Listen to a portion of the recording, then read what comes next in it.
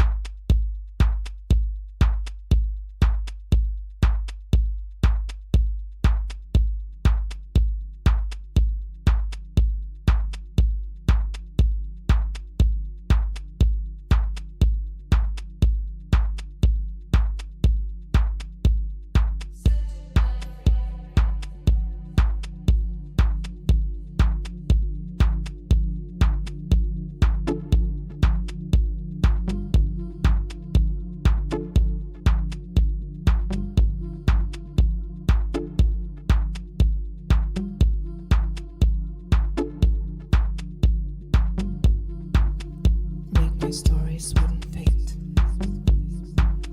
Loving you is what I need. Never late to fantasize. Now it's time to realize nothing else is what to talk about. Let all bad things of your mind out.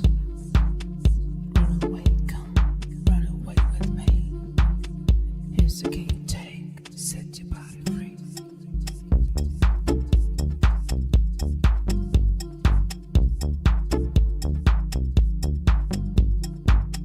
You, my loved one. You, my princess.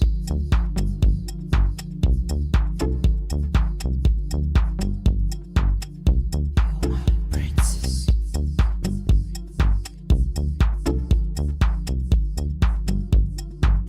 Late night stories wouldn't feed. Loving you is what I need. Never late to fantasize. Now it's time to realize nothing else is what to talk about. Let all bad things of your mind out. Run away, come, run away with me. Here's the key, take, set your body free. Set your body free. Set your body free. Set your body free. Set your body free. Set your body free. Set your body free. Set your body free. Set your body free.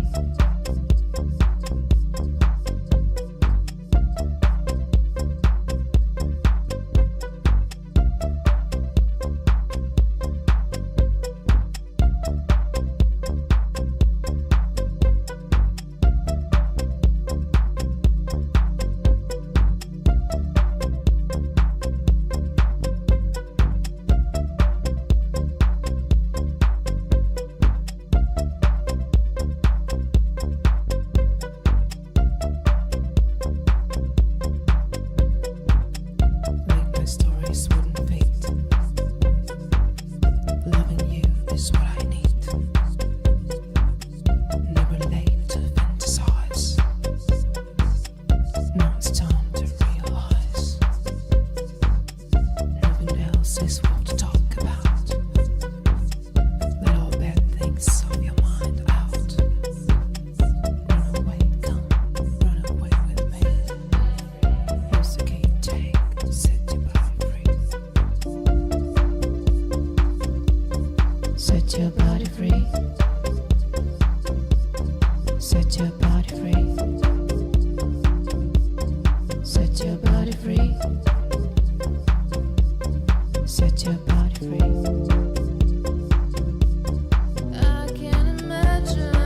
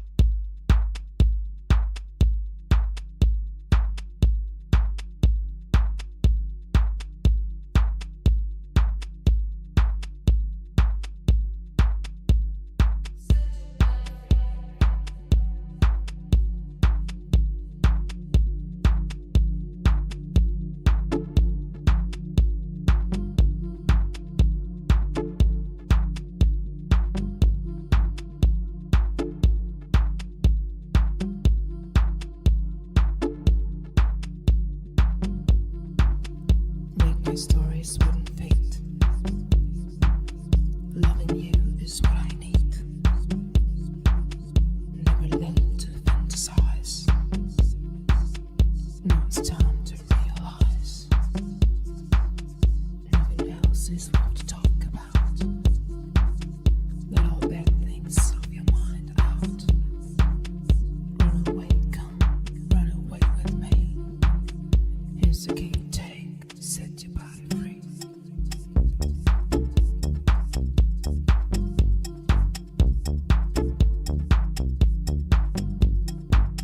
You, my loved one. You, my princess.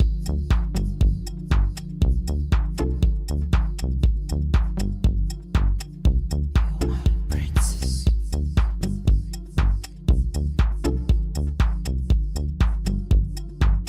Late night stories wouldn't feed. Loving you is what I need. Never late to fantasize. Now it's time to realize nothing else is worth to talk about. Let all bad things of your mind out. Run away, come, run away with me. Here's the key, take, set your body free. Set your body free. Set your body free. Set your body free. Set your body free. Set your body free. Set your body free. Set your body free. Set your body free.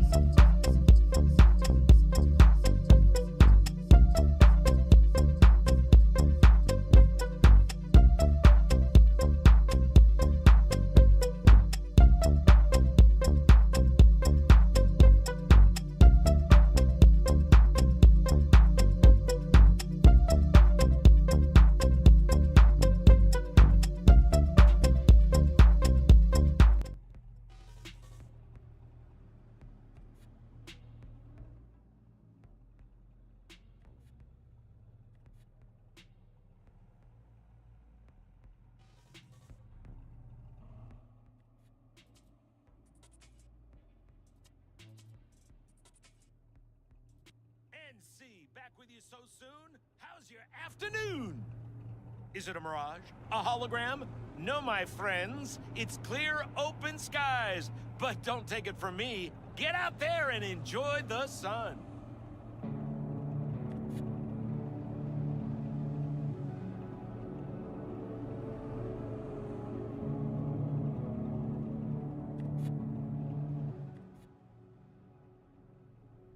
Und damit einen herzlichen Willkommen hier im Stream, ne, würde ich mal sagen.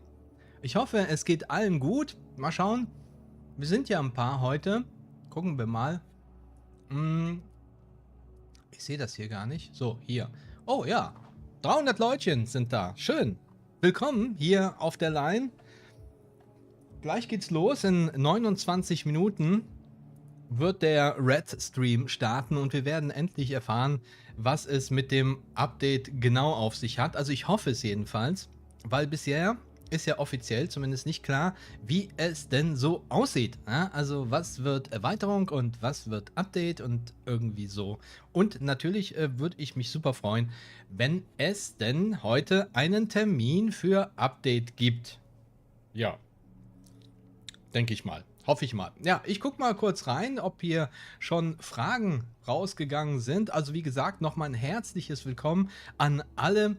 Kann natürlich jetzt nicht jeden einzeln begrüßen, aber fühlt euch begrüßt. So, ich gucke gerade mal, was wir hier so an Fragen haben. Grimlockplay hat direkt gefragt, hey, wie geht es dir? Wo kann man diesen Song die Lizenz einholen? Also von dem, was gerade lief. Lizenz... Also eine Lizenz brauchst du jetzt nicht, um den jetzt irgendwie hier im Stream zu benutzen oder auch in den Videos.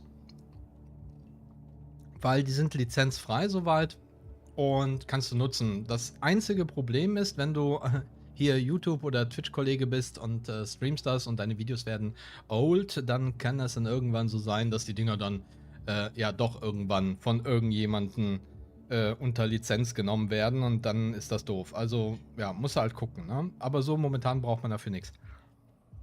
Wenn es sich so anhört, als würde ich irgendwie kauen und schlucken, nicht böse sein, tatsächlich tue ich das, weil diesen Stream habe ich komplett reingequetscht, ja, damit es mir möglich ist, also diesen Red Stream mit euch zu gucken.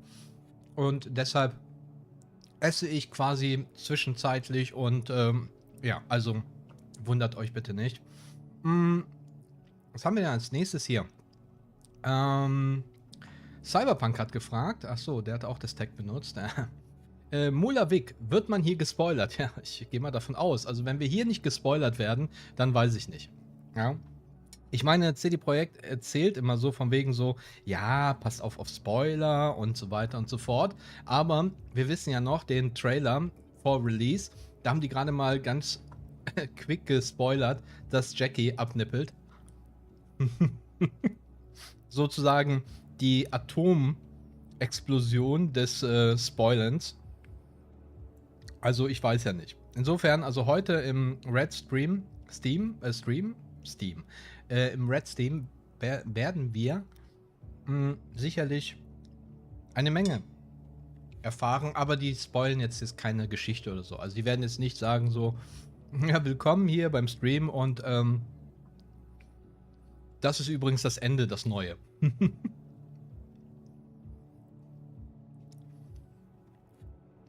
Ja, dankeschön. Guten Appetit, sagt hier Grimlock Play. Florian Urakawa, der fragt, wird es eine Retail Gotti PS5 Version geben? Gute Frage. Ich meine, die hätten mal gesagt, dass die das machen wollen, aber das wird erst eine Sache nach der Erweiterung sein.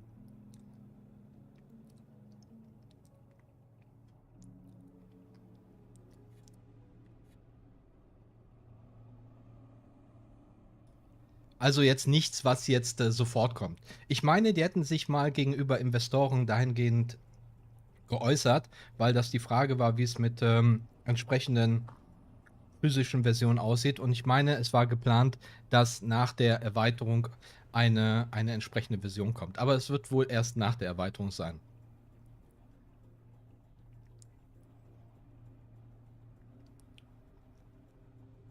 Wir freuen uns, mit NPCs zu kegeln, schreibt hier Wolf Tante. Und T-Davin, ja, freuen wir uns auch. Mal sehen, wie das ist mit dem Werfen von irgendwelchen Leuten auf andere. Ist ja irgendwie hinter ein Skill ist das gepackt. Müssen wir mal schauen, ne, was da am Ende rumkommt. Ihr seht es übrigens noch, bevor ich hier... Ich fahre mal ein bisschen durch Night City. Ich denke, das ist interessanter, als hier einfach rumzustehen. Gucken wir mal, wie es dann aussieht bei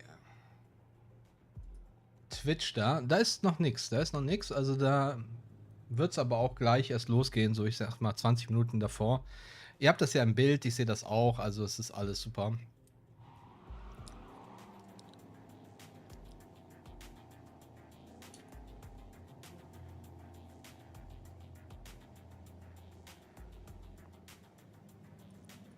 So, ich hoffe, vom Sound passt es auch soweit. Jetzt hier von meinem Gequatsche und Hintergrundmusik und so weiter. Twitch habe ich noch aus, weil da ist gerade feinste Werbung. Flixtrain und Magnum. Ja. Kauft Magnum.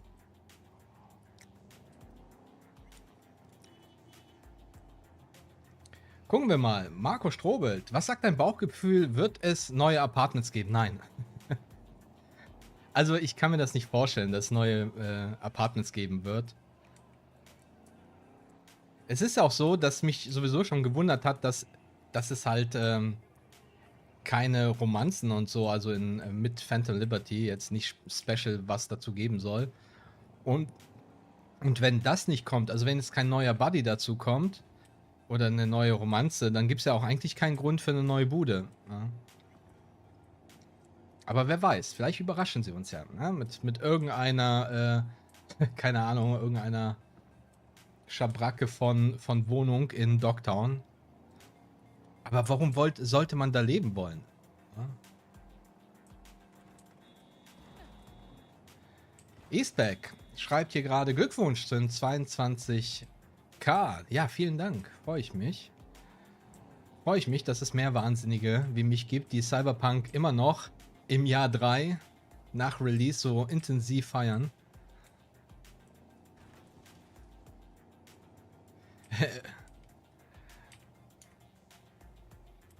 Oh, ja gut, lesen und chatten ist halt suboptimal. Ja, jetzt hör doch auf zu hupen. Hör auf zu hupen.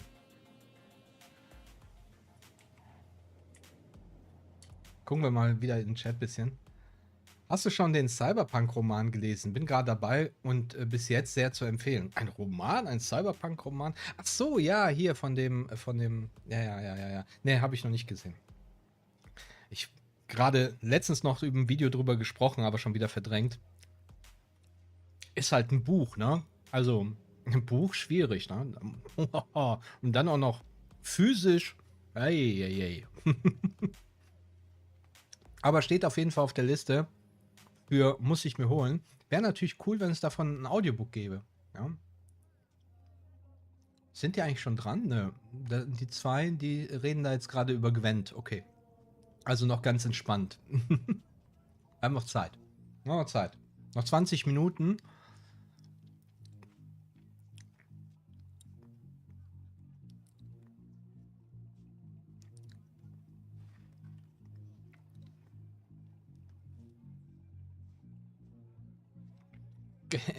Geil, Forke schreibt, wirst du nächsten Montag wieder Cyberpunk 2077 streamen? Ich werde Cyberpunk 2077 streamen, sobald es etwas Neues zu streamen gibt.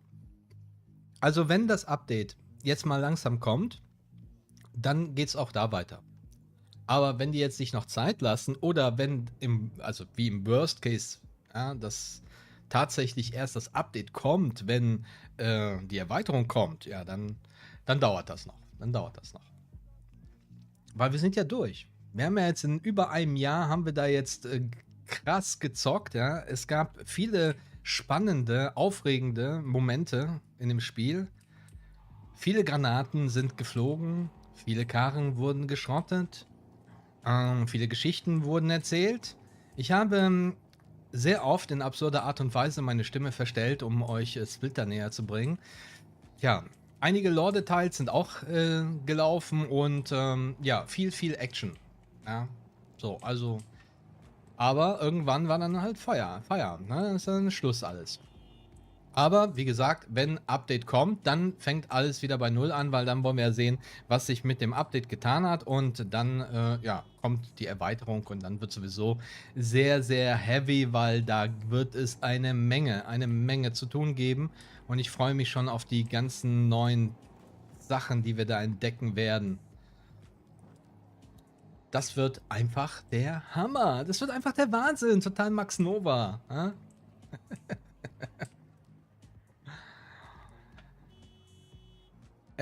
Guy Farkas fragt hier auch noch, sag mal, warum kann man denn eigentlich nicht selbst ein Cyberpsycho werden? Weil es in der Geschichte nicht zuträglich wäre. Theoretisch... Ja, ich muss mal gerade wieder anhalten. Theoretisch müssten wir es ja dann so machen, dass es so ist wie in Baldur's Gate 3, dass du das Spiel frühzeitig quitten kannst. Ja? Falsche Entscheidung, Spiel vorbei. Und bei der Cyberpsychose müsste es ja konsequenterweise dann auch so sein, wenn du dann anfängst, jegliche Hirnaktivität missen zu lassen, also rationale, dann ist halt vorbei, ne? Dann bringst du halt Judy um. So, Judy guckt dich falsch an, du interpretierst das als psychischen Angriff, ja, mit Zeta-Gedankenwellen, Implantaten oder so, und schießt dir den Kopf weg. Während des Aktes. Uncool, aber sehr Cyberpsycho. Aber dann wäre das Spiel auch irgendwie, also es wäre spannend, ja, es hätte Reize, ja, aber wenn du das im falschen Moment machst und zum Beispiel interpretierst das Tippen von Hanako auf der Bar, das Nervöse oder der Code oder was da immer auch dahinter steckt, als, keine Ahnung, als Provokation, knallst die Olle ab, Johnny feiert, ja, das natürlich, aber Arasaka Ende im Arsch. Ja, ist vorbei. Ne?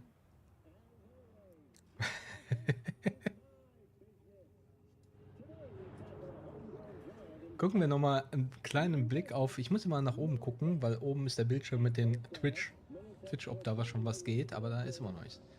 Immer noch nichts. Mal reloaden. Sicher ist sicher hier.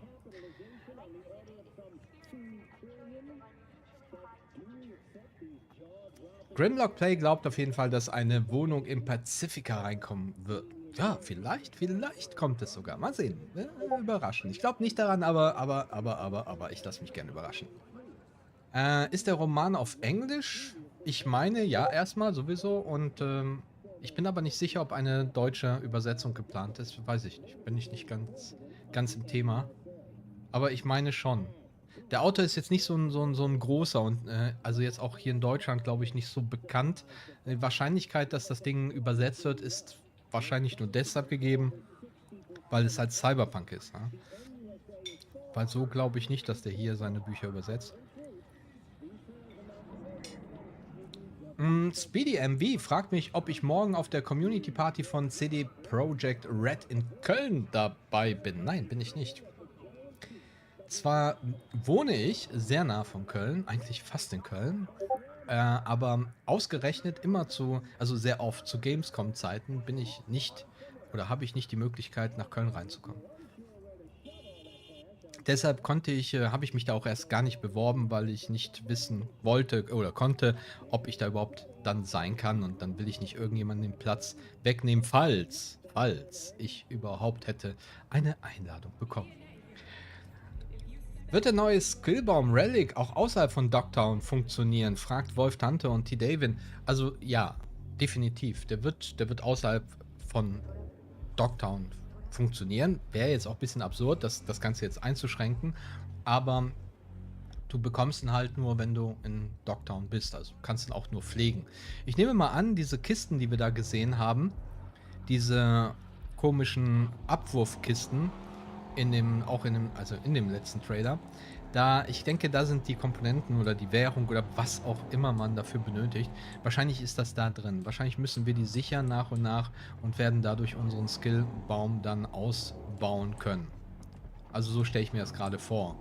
kann natürlich auch Humbug sein, aber die hatten schon angemerkt, also auch in den Berichten von so Demospielern, dass es da irgendwie eine Währung oder sowas gibt, die man erstmal finden muss. Und das Ganze wird halt so von der guten Songbird initiiert. Also die ist da eng dran beteiligt an dem ganzen Skillbaum-Gedöns. Insofern also gut mit der Stellen, weil sonst... Hey, was soll das? Robert Eisen schreibt hier, oder Robert Eisen schreibt hier, gibt es auch auf Englisch als Hörbuch. Audible, cool. Cool. Also wenn, dann werde ich es mir wahrscheinlich auch, also wenn es als Hörbuch gibt, dann werde ich es mir wahrscheinlich 100 Pro als Hörbuch holen. Schön nebenbei reinziehen. Vielleicht dabei durch Night City cruisen. Ja, passt doch. Heavy Serio schreibt oder fragt, wie sieht deine Planung aus, was Cyberpunk Lore-Videos angeht? Boah, also Lore-Videos hätte ich bis zum, also Ideen, ja, hätte ich bis zum Abwinken. Mal gucken. Ja.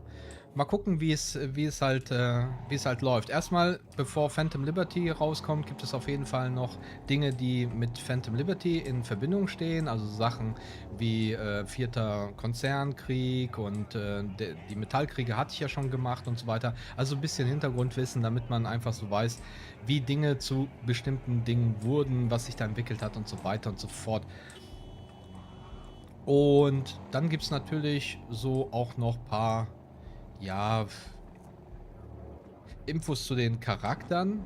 Und es gibt in Cyberpunk 2077 so ein paar kleinere Geheimnisse, Lore-Geheimnisse, also von denen bisher noch keiner gesprochen hat. Also ich habe jedenfalls noch nicht gesehen, dass irgendjemand darüber gesprochen hätte.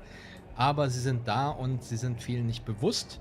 Und das kommt auch noch. Und dann, wenn dann die Erweiterung kommt und Update, dann bin ich erstmal ziemlich voll mit Guides und solchen Kisten und News und so. Da wird Lore ein bisschen zurücktreten müssen. Aber dazwischen, ja, wenn also Cyberpunk 2077 dann sein Ende gefunden hat, dann, also jetzt rein vom Service her bei CD Projekt Red, weil irgendwann werden die sagen, okay, Jungs und Mädels, das war's. Ja, Erweiterung ist durch, Updates ist durch. Jetzt verkriechen wir uns nach Boston und bauen euch ein super feines, geniales, wunderschönes, überragendes Sequel. Und dann werden wir uns halt wiedersehen in schätzungsweise, sagen wir mal, 4 Jahren oder so. So, bam.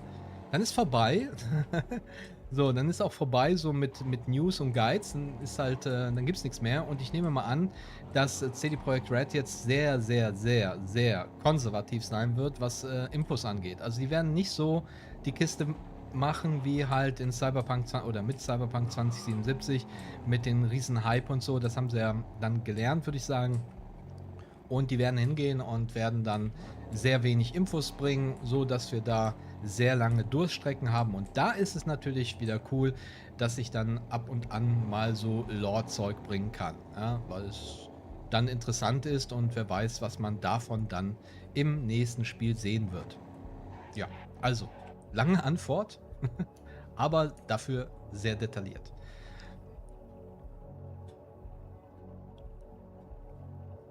Vadim Bandarenko fragt, was denkst du, was werden die größten Änderungen sein und worauf freust du dich am meisten? Na gut, die Änderungen sind natürlich schon sehr umfangreich, ne? Fahrzeugkampf, totale Überarbeitung von Skill- und Attributsystem, inklusive der Möglichkeit, alles zu respecken und dann noch neue Fahrzeuge, neue Items, neue Klamotten, vielleicht, wahrscheinlich. Es wurde ja noch nicht gesagt, aber ich gehe mal davon aus, jede Menge neue Missionen, Aufträge, also generell viel zu tun und dann auch noch dynamischer Kram, damit man auch über längere Zeit beschäftigt bleibt. Also auch selbst wenn man nachher mit Cyberpunk alles erledigt hat, dann ist ja trotzdem der Plan, so wie ich es jetzt verstanden habe, dass es immer noch Sachen gibt, die wiederholbar sind, also so, dass man sich auch nach Abschluss von allem irgendwie noch unterhalten kann. Und ich freue mich generell, ich bin da natürlich sehr, sehr...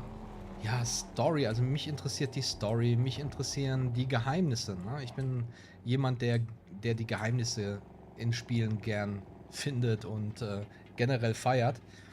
Erkundung, Das ist so mein Ding. Ja, das ist generell. Aber klar, grundsätzlich auf alles. Ja, alles, was neu zu Cyberpunk kommt, ist einfach super genial. Ja. Aber so in der Hauptsache ist mein Ding halt Story, Erkundung, Geheimnisse, Secrets, sowas in der Art. Das ist, worauf ich mich am meisten freue. Ja, und natürlich Fahrzeugkampf freut sich hier unsere Wie, die heute komischerweise einigermaßen anständig fährt. Die dusselige Kur, der habe ich aber richtig einen Einlauf verpasst, nachdem sie so komisch letztens gefahren ist. Ja. Und das als angehende... Ah, da fängt es schon an. Okay, na gut, man darf nicht drüber sprechen, weil wenn man drüber spricht, dann ist vorbei. Was hat die denn da eigentlich an? Achso, noch aus einem Video hat die hier so komische Klamotten an. Gehen wir mal rein hier. Ja, die hat hier noch dieses Outfit aus dem Spiel an. Ist das aus dem Spiel? Ja, doch, das ist aus dem Spiel. Aus dem AR-Spiel. So heißt das ja. AR. So AR-Spiel. Genau.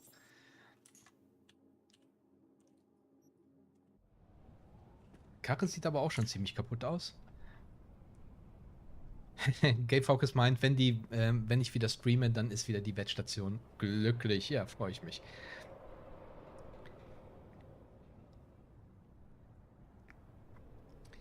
Nils fragt, wie viel Spielzeit denkst du, wird Phantom Liberty bringen, da es ja auch das einzige DLC sein wird? Schwierig zu sagen, extrem super schwierig zu sagen.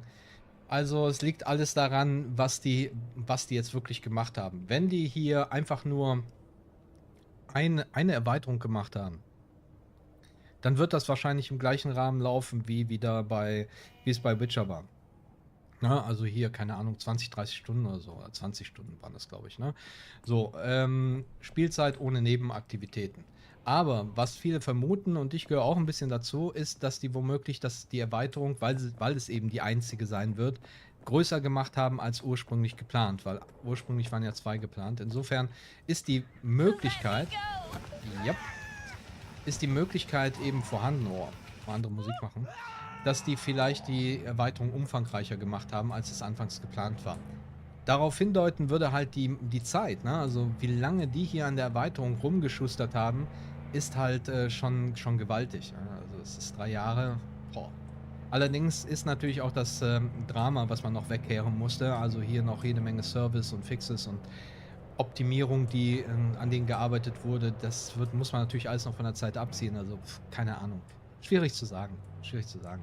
Ich würde mal schätzen, dass wir mindestens die Spielzeit bekommen wie in The Witcher, die DLCs, also so 20 Stunden und dann eben deutlich mehr mit allen Nebenaktionen und Möglichkeiten, die da noch kommen. Scotty fragt hier, ist es possible, dass wir heute ein Major-Update-Datum bekommen? Ich hoffe doch. Also, ich hoffe.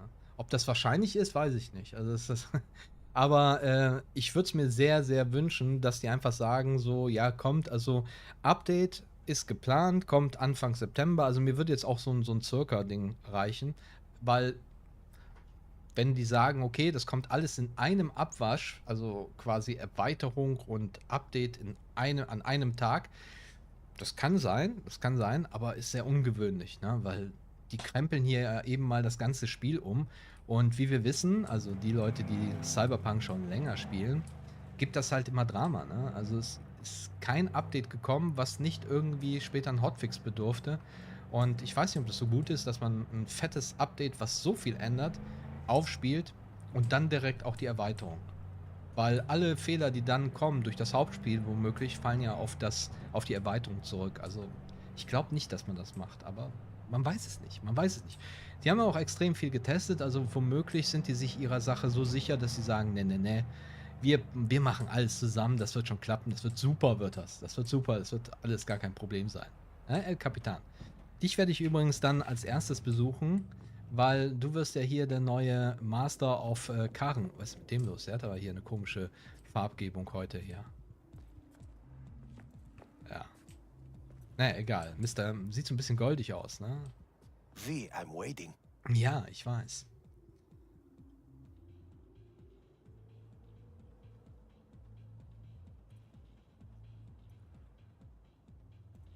Thomas Häusler hat gefragt, ob ich auch Comics zu Cyberpunk lese. Ja, auch. Ich habe noch nicht alle, also noch nicht, weder habe ich mir noch alle, Come also on, noch nicht I'll do alle it. besorgt, noch habe ich alle gelesen, aber schon so einige.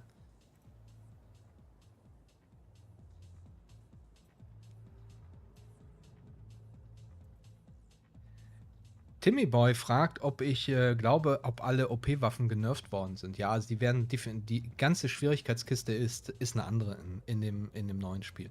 Also die werden da richtig angesetzt haben. Ob das dann wirklich, ob es dann nicht wieder so ein OP-Bild oder sowas gibt, das Wie, weiß ich I'm natürlich waiting. nicht. Aber die haben ja gerade wegen der ganzen Schwierigkeiten und so weiter, haben die sehr, sehr viele Veränderungen gemacht, weil das war ja schon ein bisschen absurd. Also teilweise konntest du dann super schwer spielen und es ging halt super easy. Ja, also insofern. Hier, gucken wir ein bisschen Night City.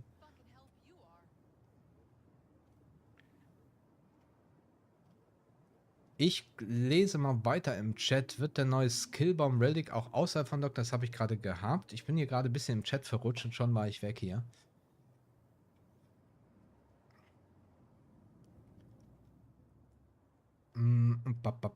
Glaubst du, OP-Waffen waren wir? Ach so, wie Main Doran gekillt hat. Das meinst du genau.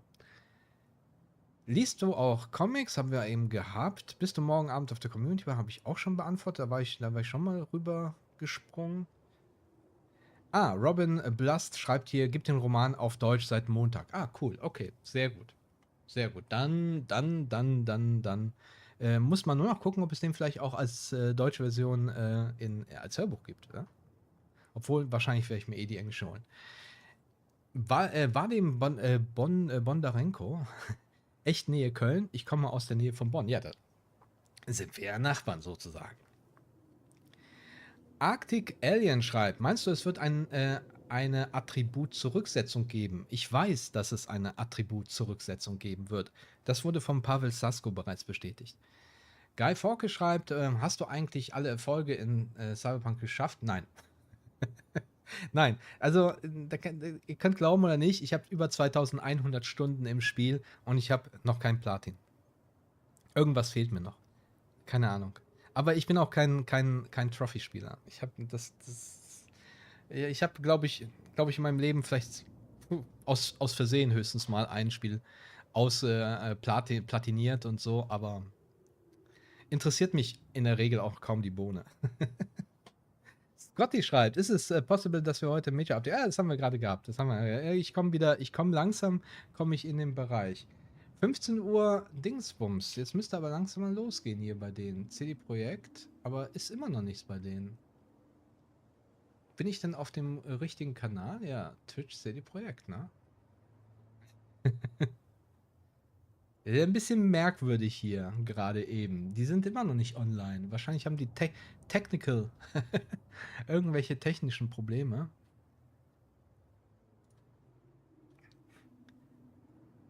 Weil bis jetzt tut sich da nichts.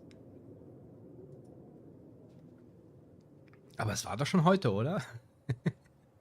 Ich gucke mal gerade bei Twitter, ob die irgendwie was schreiben. Nein, es ist noch eine Stunde. Vor einer Stunde haben sie geschrieben, dass noch eine Stunde ist. Der Kanal ist auch richtig. Twitch TV, CD Projekt Red, ja. Ja, also vor einer Stunde haben sie geschrieben, dass es in einer Stunde losgeht, aber wir haben ja jetzt schon eine Minute vor und nichts geht los. Nichts.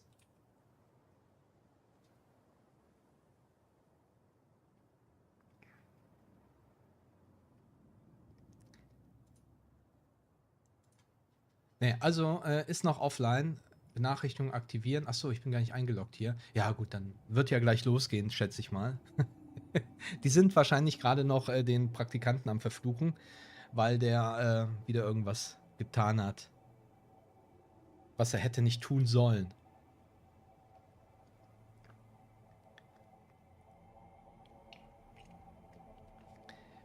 Ezio Auditore schreibt, kann man jetzt alle Fähigkeiten auf 20 hochleveln, unabhängig vom Level der übergeordneten Fähigkeiten, soll wohl voneinander getrennt werden.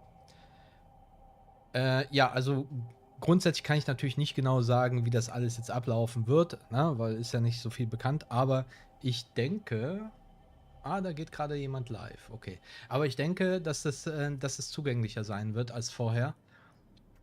Aber es wird natürlich auch irgendwelche Begrenzungen geben. Interessant wird das Ganze jetzt mit dem Level 70 und natürlich, wie die das jetzt lösen. Also ob man dann mit Level 70 quasi alles lernen kann. Naja, ob man dann der Super Dude ist. Was haben wir denn hier? Ach so, in 14 Minuten. Also nicht, also nicht um 16 Uhr, sagen wir mal 16:15 Uhr 15. Ne? Okay. Ja, fast in time. Just in time. Grimlock Play Frage, werden deine Lore-Videos auf Spotify kommen, dass man dort alle hören kann? Weißt du, dass ich sogar auf Spotify einen Kanal habe? Da ist bisher ein Lore-Video, ist da auch. Habe ich irgendwann mal gemacht, weil irgendwann wollte ich das mal machen, aber ich hatte dann leider keine Zeit mehr. Ich sag mal so, wenn es irgendwann ein bisschen ruhiger um Cyberpunk wird, dann wäre das auf jeden Fall eine Möglichkeit, das noch zu erweitern auf Spotify, aber so jetzt aktuell ist nicht großartig geplant. Hartig Alien meint, denkst du, nach dem DLC wird es noch eins kommen? Nein. Nein. Also ich glaube, ich bin einer ich bin ein super Optimist, ja. Ah, hier. Ist gerade der USB-Stick angegangen. So. Also ich bin super Optimist. Grundsätzlich. Jetzt live. Anschauen, ja, hier, komm, ich will anschauen. Ich will sehen. Ich will sehen. So, ach, da explodiert schon der Chat hier. Da explodiert der Chat. So, also, wir sind auf jeden Fall schon mal auf dem richtigen Pfad hier.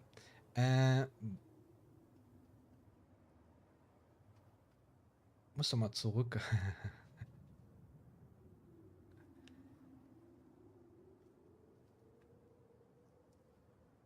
Zacker, zacker. Achso, ja, also hier nochmal zu der Frage. Ich war gerade woanders. Also, wird noch ein DLC kommen. Wie gesagt, ich bin super optimistisch und ich sehe immer gerne Sachen positiv. Aber ich glaube, der Zug ist wirklich abgefahren.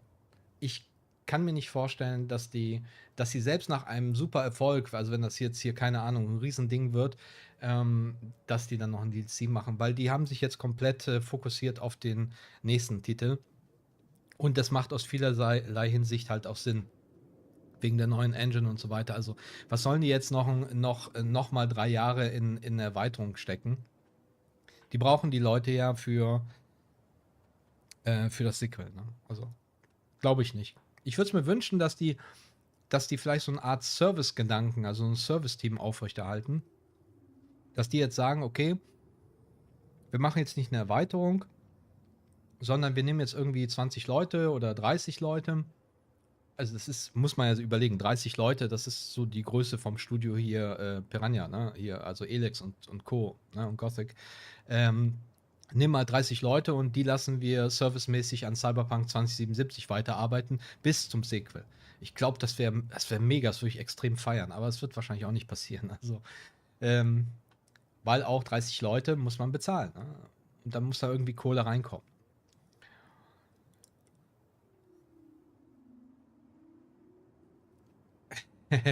Heavy Serious empfiehlt mir, das Bike zu nehmen. Ja. Black Monster fragt, was könnte noch als an Aktivitäten kommen? Ja, also die größte und dynamischste Sache wird sicherlich das mit den Autoklau sein. Ne? Also Diebstähle von Autos. Das stelle ich mir auch irgendwie so generiert vor. Also dass hier der gute El Capitan, dass der uns hier entsprechende Aufträge gibt. Ich weiß nicht, ob der uns so geben wird, also die Aufträge hier live, dass wir hinkommen können, aber wahrscheinlich auch, kann ich mir vorstellen. Aber ansonsten halt über den PC kann man dann über die Seite gehen und kriegt man Aufträge und dann fährt man in der Stadt rum und macht das. Dann haben wir natürlich auch noch die Max-Tag, das ist ja so Boss-kampfmäßig aufgebaut. Ich könnte mir also vorstellen, dass man da vielleicht auch Belohnungen bekommt. Also es ist auch dann so eine Aktivität, die man ständig machen könnte, immer wiederholbar. Nachspawnende Gegnertypen, vielleicht auch noch andere dynamische Missionen. Ansonsten wird es so Aktivitäten geben, wie wir sie halt schon gesehen haben. Ne? So, keine Ahnung, irgendwelche Chars, die irgendwas an der Straßenrand stehen, irgendwas reparieren, spricht man an, kommt es zum Kampf. Oder hier Angie mit ihrem Schlüssel im Meer oder die Kleine, die halt im Park durch die Gegend läuft und die einen dann verfolgt und so. Also solche Sachen, ne? Links. Ansonsten Interaktionsmöglichkeiten, also wenn du sowas meinst, puh, da wird wahrscheinlich noch was für die Wohnung kommen. Vielleicht die anderen Automaten, die Arcade-Automaten sind ja noch fällig. Also ich glaube, da war mal geplant, mehr draus zu machen. Vielleicht noch sowas in der Richtung. Hinsetzen vielleicht, also mehr Interaktion mit irgendwelchen Dingen. Also dass wir uns zum Beispiel hier hinsetzen können, irgendwo auf Bänke. Das wäre halt cool. Würde auch vielen gefallen, glaube ich. Und hier, dass ich das Ding benutzen kann. Aber das ist natürlich, weiß man nicht. Ja. Aber es wäre natürlich cool, wenn man das Ding benutzen kann und dann guckt man da so ein bisschen sich Night City an. Besteht die Möglichkeit, dass wir heute ein Major Update Datum erhalten? Das habe ich eben gehabt, also ich bin schon wieder gesprungen, wie ich feststelle. Wolf Tante und T. David meinen, die neuen Autos sind auf jeden Fall vielversprechend. Ja, also sehen cool aus. Also es sind natürlich auch viele Autos dabei, die es schon vom Modell, also vom Grundsatz her gibt.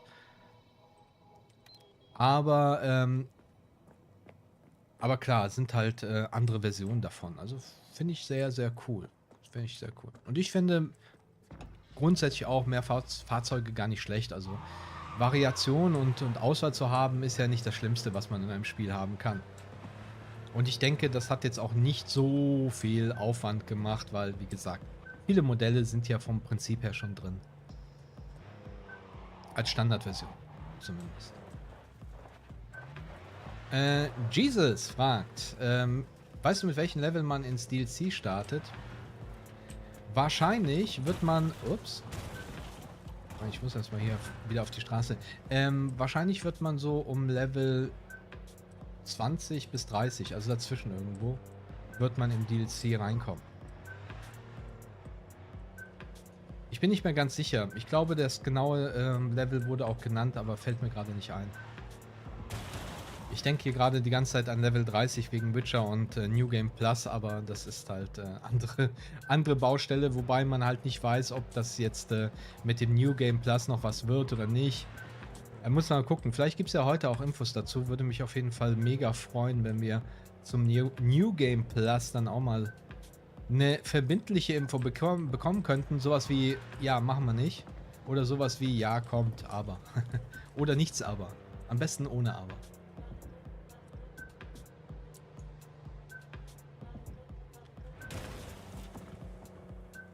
Scotty meint, ich würde auch eine neue Serie fühlen. Weißt du, ob da was in der Entwicklung ist? Also momentan, wenn was in der Entwicklung ist, ist das natürlich ultra geheim. Das wird niemandem gesagt werden, aber rein vom Strategieplan und von dem Erfolg, was Edge Runners ja nun mal hatte, ist es völlig ausgeschlossen, dass man diesen Ball nicht nochmal nutzen würde, um halt weiteres Geschäft zu machen. Ja. CD Projekt hat sich schon in der Strategie... Im Strategieplan 2021, im März war das sogar schon, ich habe gerade überlegt, wann das war, das ist schon ziemlich lange her eigentlich, haben die sich überlegt, halt auch Filme und Serien zu machen. Also da steht auch im Strategiepapier, dass es auch um Real Action geht, also nicht nur um Anime und so. Aber während so Real Action natürlich in Sternen steht, ob das überhaupt kommen wird, ist zwischenzeitlich ja schon Anime erschienen mit Edge Runners und nach dem Erfolg und generell, das wird kommen, 100 Pro. Eine Frage der Zeit, aber wahrscheinlich wird alles sowas in die Zwischenphase gesteckt, also zwischen Cyberpunk 2077 und dem Sequel ist halt genug Zeit, um die Marke Cyberpunk mit anderen Produkten zu befeuern, also Filmen, Serien, kleineren Serien, Comics, Büchern, meinetwegen. Sowas in der Richtung. Stand here. The sun is down, but I hope you're still up. Is it a mirage? A hologram? No, my friends. It's clear, open skies. But don't take it from me. Get out there and enjoy the sun. Jo, sind live. Sehe ich auch gerade. Pascal Kemmereit schreibt, Countdown läuft. Ja, ich bin hier 5 Minuten hinterher mit dem Chat, sehe ich gerade. Pascal Kemmeret meint, vergiss die rote Karre beim Vorbestellen nicht. Nein. Also die Karre selbst ist ja, wird es auch noch in anderen Farben wohl, also als Standardmodell, als Standardmodell geben und also wer jetzt nicht vorbestellt, wird die Karre jetzt nicht, also es wird wahrscheinlich nicht so sein, dass man die Karre nicht bekommt. Vielleicht in dieser Ausführung, also rot und so wie sie da sich präsentiert, vielleicht so nicht, aber das Modell selbst wird es auch in Night City geben. Ja. Ist halt nur die Frage, womit. Also ob das dann eine Sache ist, die dann mit Dogtown reinkommt, also mit Phantom Liberty, wahrscheinlich. Wahrscheinlich werden ein paar Karren nur reinkommen ins Spiel, wenn man die Erweiterung hat. Thomas Häusler schreibt, glaubst du, dass CD Projekt Red das Fahrverhalten überarbeitet, dass sie das überarbeiten werden? Also eine Demospielerin, also die Demo spielen konnte, hat gesagt, dass sich an dem Fahrverhalten nichts geändert hätte. Also trotz Fahrzeugkampf und vielen, vielen Änderungen hat sich an dem Fahrverhalten selbst nichts verändert. Und ich würde auch sagen, dass die das auch nicht mehr anfassen. Also die haben das ja einmal angefasst mit irgendeinem Update. Ich meine mit 1.5 haben sie es einmal gemacht. Oh ne, mit 1.3 sogar schon. Ich bin nicht sicher. Aber die haben auf jeden Fall in einem riesen Update haben sie das einmal nochmal überarbeitet. Und das Ding werden sie jetzt nicht mehr anfassen. Also glaube ich nicht. Aber wer weiß. Wer weiß. Wer weiß.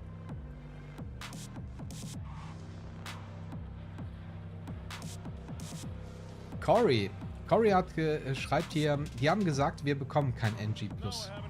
Also die Aussage kenne ich nicht und glaub mir,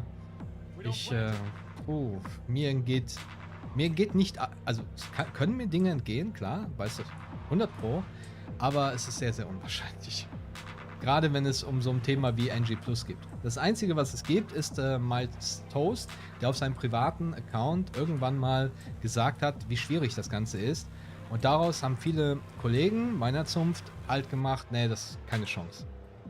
Das ist aber genauso spekulativ und könnte, müsste vielleicht, wie wenn man sagt, ja, eigentlich müsste es, weil Witcher hat es ja auch. Also. Außer du hast da jetzt natürlich irgendwie eine Quelle, keine Ahnung. Aber wenn es schon auf der offiziellen Seite nicht sowas gibt, dann glaube ich kaum, dass es woanders herausbekommen wurde.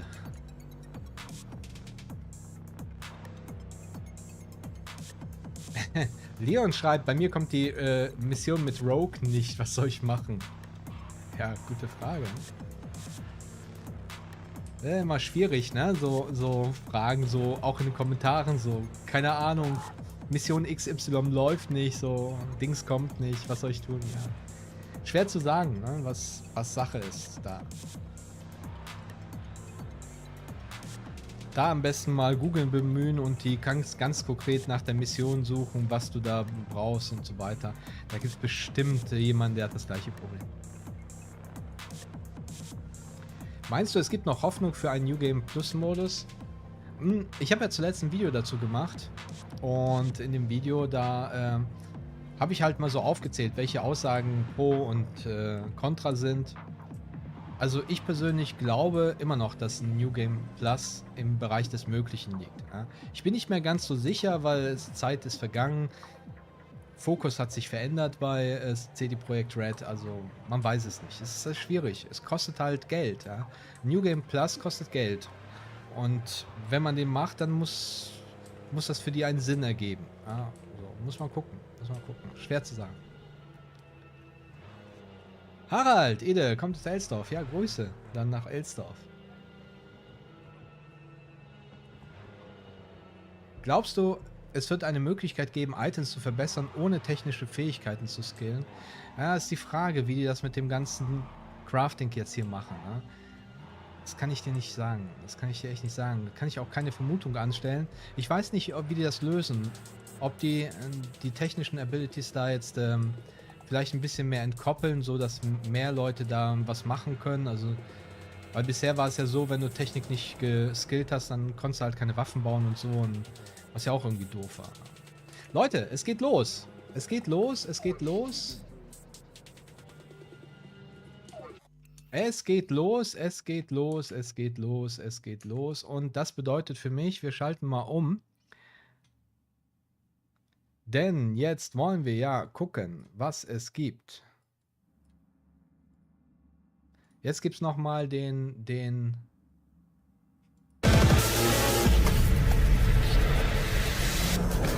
Trailer. My favorite merc. Welcome to Dogtown. There's a job. Coordinates provided. You know what to do. That's your ammo, assault rifles, tactical gear. Hands, thinking of buying some iron. The logical choice. Ich glaube, den haben jetzt, also den Trailer haben alle gesehen, ne? Den muss ich jetzt nicht nochmal laufen lassen, so. Und den lasse ich mal im Hintergrund so ganz entspannt laufen. Ja. Ja, gleich geht's auf jeden Fall los. Wer den deutschen Trailer übrigens noch nicht gesehen hat, den findet ihr auf meinem Kanal. Den gibt es übrigens auch auf dem deutschsprachigen Kanal von CD Projekt Red. Die haben sich aus irgendeinem Grund, haben die beschlossen, kurz bevor hier Phantom Liberty kommt, einen deutschsprachigen Kanal zu machen, CD Projekt Kanal. Und dort posten die exklusiv alle deutschsprachigen Videos. Und leider ist der Account komplett unbekannt. Also sucht mal nach CD Projekt Red Dach auf YouTube, dann findet ihr den Kanal und den am besten mal abonnieren, weil ja, ich poste die Trailer halt auch immer, aber besser wäre es eigentlich, wenn ihr da guckt.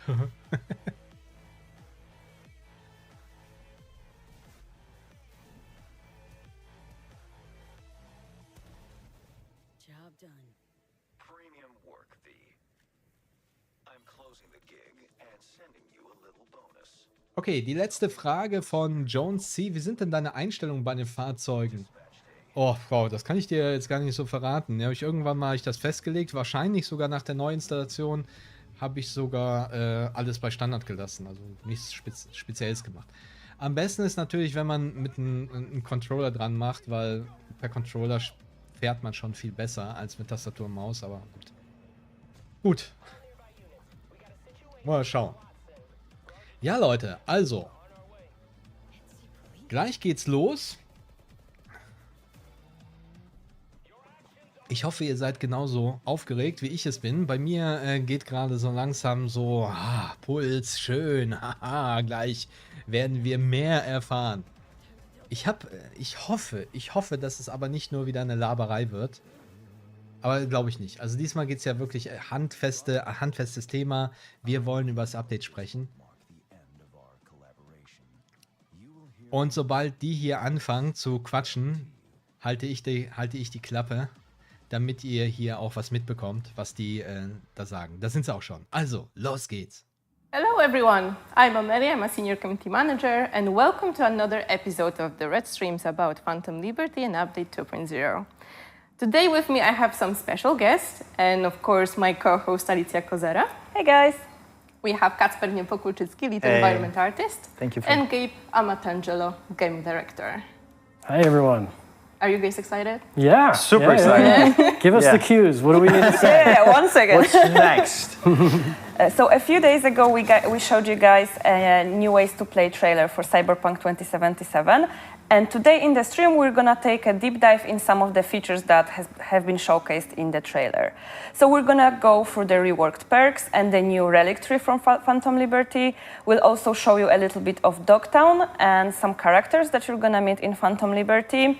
We will show you the revamped police system in action, and also some of our brand new vehicle combat and car chases, together with new missions that are vehicle gigs. So as you can see, we have a lot to go through today. That means that we're gonna be jumping from one part of the game to another, and the gameplay that you're gonna see is pre-recorded. But we are here live with you, so if you have any questions for us, feel free to drop them in the chat. And we'll try to answer some of them. We'll also have some questions that we already gathered from our official forums and Discord. So we will finish the stream with short Q&A. So let's jump in. Yeah, Awesome. we Let's ready? do it. Okay. Yes. So I think we will start with the Phantom Liberty beginning, if we can. So yeah, one of the questions that we often see on our socials is when we start. viewers, in the base game. So Yeah. Okay. So you can basically it's after the Brigitte. Or first off, no spoilers on Phantom Liberty, but it's very difficult to answer that question without spoiling a little bit of the base game. But the Voodoo Boys Brigitte portion of the storyline, after you finish that, is when this quest essentially unlocks. Now, as a player coming to the game for the first time, or even when you're coming back, if you want to skip ahead in character creation, there's a way to skip ahead to that moment and immediately jump into the Phantom Liberty action. And of course, if you have characters that are already, or saves that are already past that, immediately Songbird's going to reach out to you when you get into the game. And then if you happen to have saves that are before finishing that portion of it, then there will be in your journal telling you what you need to do to get to that point. But we have it integrated into the game such that you can be doing the Dogtown experience, that storyline, and the base game storyline and back and forth because it's all somewhat related. Okay, and what if someone already finished the game? So if you finish the game, obviously your save will be before that point of no return point, and then yes, Songbird will hit you up and say, I got something for you, and then you can go from there. Right, we already received a call from Somi. She told us to go to the Dogtown gates. Can we actually maybe tell a bit more about Songbird herself? Who is she, what she's doing there? Sure, so she's on a plane right now with President Rosalind Myers. Dogtown is a district that there was the war there, that there was the front, and after the war, one of the colonels took control of it and had a falling out with the new United States, Kurt. And Kurt has hijacked, basically, control of the plane. This is what Songbird's telling you, and needs your help. There's no way that it can communicate with anyone except to you through the relic. So you are the sort of lifeline, their last resort, to try to help intercept what's going to go on there. And you decide whether or not you want to answer the call. And of course, she says, like, listen, I'm connecting to you through the relic. I know about the bomb ticking your head, and I'm a badass netrunner. I can solve this for you as long as you can solve this for me. And that is the deal. And you got to decide whether or not you want to jump in. So this is V's motivation, right? This is V's motivation at the beginning, yes. And we trust her. That's for players to find out. All right. Do you trust her? You can't ask me such things. Kacper, do you trust her? I think I'm on game with this one. You guys have to play it and figure out for yourself. But it's a very intriguing story. All right, I know she's also giving us the new relic tree. Can we maybe talk about the new relic? Oh, I'm sorry to interrupt, but right here, this is quite a scene. She's showing you how badass she is. Yeah. Let's wait a beat, because I'm not sure, has this been revealed yet? This hasn't been seen yet, right? This is the first time it's being seen. Yeah, like, if it's about me, I wouldn't trust her. So she's suppressing, because having both her and Johnny on the relic at the same time is causing an issue with like seizures with you there. And so she's like, listen, I'm going to suppress him for now, but it's for everyone's safety. He's still there, as I think you can see in some of the dialogue there. What was your question? I'm sorry, I went on that tangent because I wanted to highlight that. So she's the real deal. She's the real deal. Well, she's a netrunner for the president, right? So she needs to be a badass, top right? netrunner for the new United States. Yeah. But yeah, coming back to the relic, right? We got a relic from her. Maybe we want to actually let players to get to that point watching this gameplay. Yeah, they're going to see that here in a moment. So basically, in addition to communicating through the relic and being able to suppress Johnny there, she is able to basically enhance it.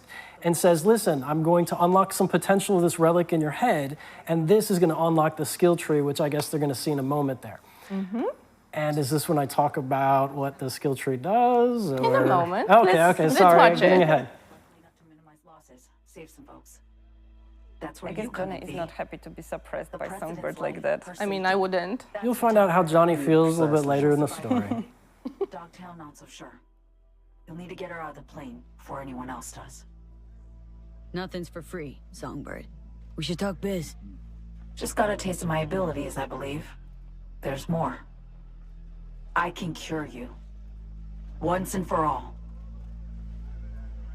Can't know how much I'd really love to believe you, but... I know, V. You've hit a dead end. Nowhere to turn. Been there. Believe me. Consider this an advance. Your relic's crowded with clusters of corrupted data. Okay, now. I'm dumping that. Yeah. Now we can jump to the relics. So yeah, we got the new relic tree. How does it work? So the relic tree essentially enhances various different cyberware. That's kind of the theme of it. And the way that you're able to, she helps you unlock some of it, the skill tree opens up, but the way you're able to unlock more potential of it, basically get the points that you can spend for more stuff, is by finding Militech data terminals throughout Dogtown. Because again, Dogtown is the former combat zone where the battle between Arasaka and Militech in the United States. So there's some leftover data terminals there that help you unlock more and more of this.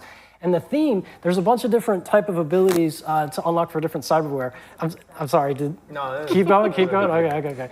One, for example, is basically being able to not only enhance your own cyberware, but find vulnerabilities in other people's cyberware. So as your enemies are out there, you know, if you get headshots, if you get precise headshots, you get damage bonuses, whatnot. We've unlocked basically, it starts to target different locations where people's enemies' cyberware is vulnerable. So it kind of gives you another fun kind of like skill shot spot to hit. And if you hit that and you do enough damage to it, it then has sort of like an EMP explosion. So it's almost like AoE headshots, whereas headshots are like single target damage. This is kind of an AoE thing. So it adds a new tactical element. We've got things where like the gorilla arms that you have, you can really enhance it. And as you're doing damage with the gorilla arms, you can charge it up to then do, and again, I apologize, throughout this stream, I'm going to get the skill names wrong because we changed it so many times, so I don't remember the one, but I remember the themes of it. So you can knock the crap out of someone and then they go flying. I think we saw some of that in the trailer. With the Mantis Blades, you can charge it up and get like a really long range, like 30-meter plus leap out of it, which is really good. And for the overall gameplay kit of being able to kind of close gaps to snipers you see in the distance, stuff like that. With the monowire, you'll be able to put, as a netrunner, hacks through the monowire onto the enemies. And then as you further enhance it, you can then spread the hacks from the enemy that you put it to others with the monowire.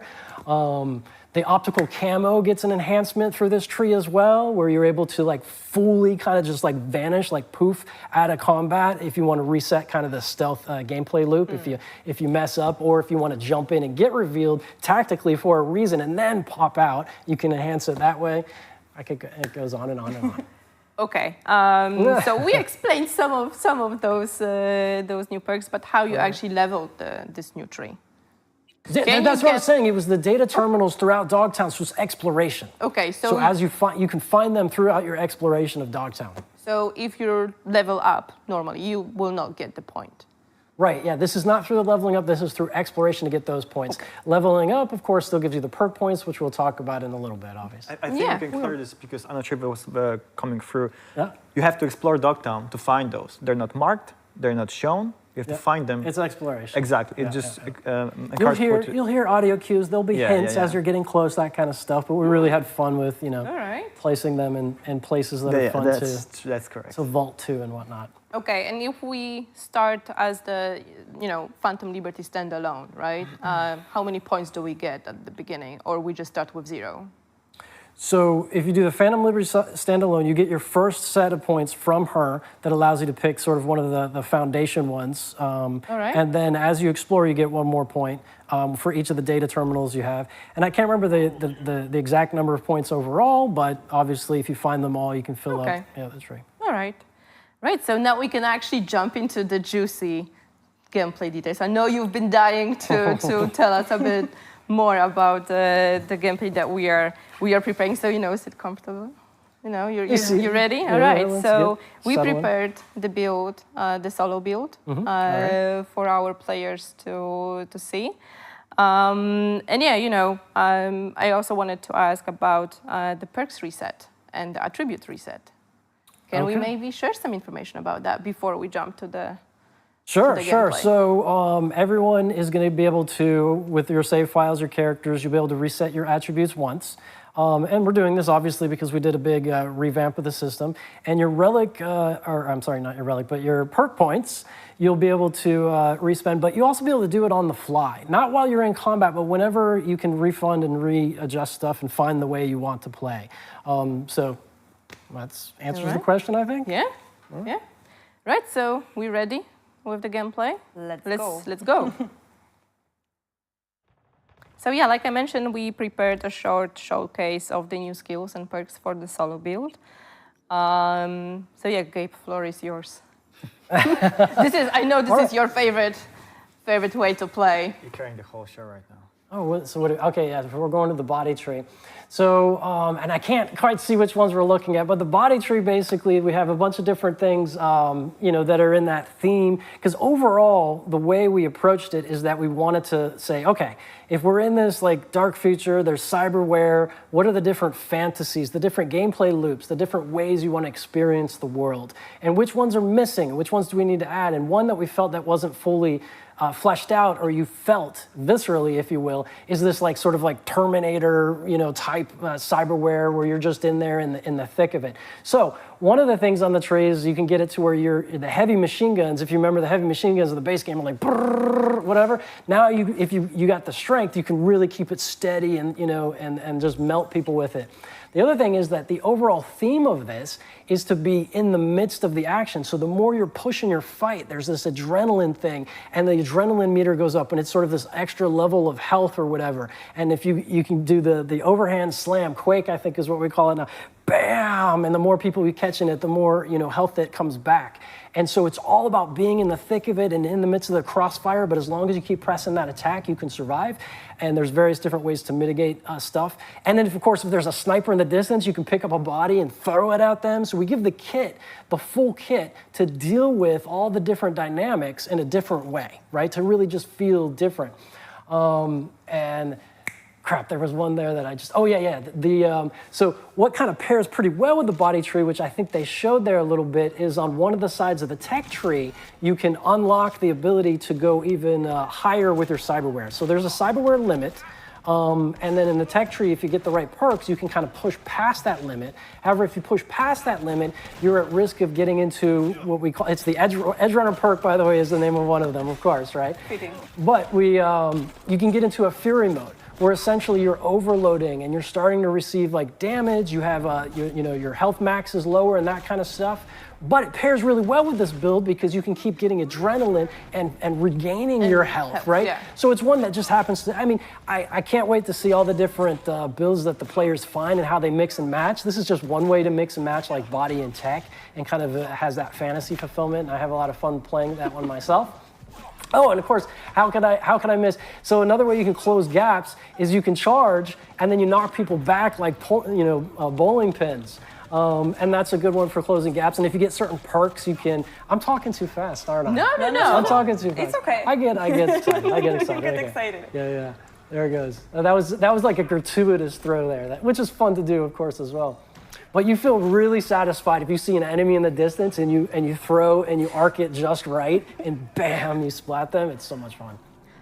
So you actually touched already the Edge Runner perk, but what I would like us to clarify that player is not getting cyber psychosis, right? Correct. Yeah, no, I saw there was some, so pushing the limit and getting into the Fury state, you're not ever gonna like lose control of your character and start shooting civilians and stuff like that. Like it's like that's not like, but if you do, get to the point where you start on your own agency creating mayhem, definitely the police, which we'll talk about later, will start labeling you as a cyber psycho, because essentially you have the agency and you are behaving that way. So you can but you don't lose role-play. control of your character. Yes, you can role play it. And you can push that limit, much like David did in the anime, where it's like your health is at a compromise, but you keep pulling it. And we call that the Edge Runner and the Fury limit that you're pushing. All right. Kasper, do you have your favorite? For me, definitely going for the crowd control, I call it, my personal favorite. Yeah. We saw the yellow hammer, my favorite run so far. You can do really damage. The thing is that, Gabe is geeking about this so much because he's part of designing this. I just geek about this as a gamer because I just love to spend time right now playing it. There's so much more. I just cannot wait to see you guys having fun. Again, my favorite, definitely crowd control with the yellow hammer. That's it. I'm good. The yellow hammer has some of the abilities, like if you block and time it just right, you can be like stunning people, which is really satisfying. Actually, there was one moment where you hit the guy and he just like lose conscious for a second. You can just do whatever with the character. It's so fun. It's so much fun. All right, so I think we can now summarize what we've just talked. So we have some changes to skills and perks. We have the new tree. And, we've seen a little bit of Somi and, we met her motives behind, contacting V and, it's up to you guys if you want to trust her or not with your life and with everything that's going on. And I think we can move to another segment, which will be about Dogtown itself. Dogtown, yes. All right. So Gabe mentioned a lot of things about Dogtown, but we're gonna get a little bit deeper into that and share some more information. So let's get into the gameplay. And yeah, Kacper, what can you tell us about Dogtown? How does it fit into Night City in general? How is it different? One of the first questions we asked, we're trying to design Dogtown, was exactly that. How we can make it different yet feel like it's connected to the same city itself, environment. And of course, we had the backstory about the Dogtown being before this dream of very luxury, very rich place on earth that you can go and have fun and do crazy other things. Yet it never come true because the war happened, right? And people, Militech and other companies, corporations actually, just pulled off out there and just everything stayed there. All the damaged buildings, even all the hardware that we're helping to build those buildings is there. And for us as artists and storytellers, it gave us a lot of tools to create those stories.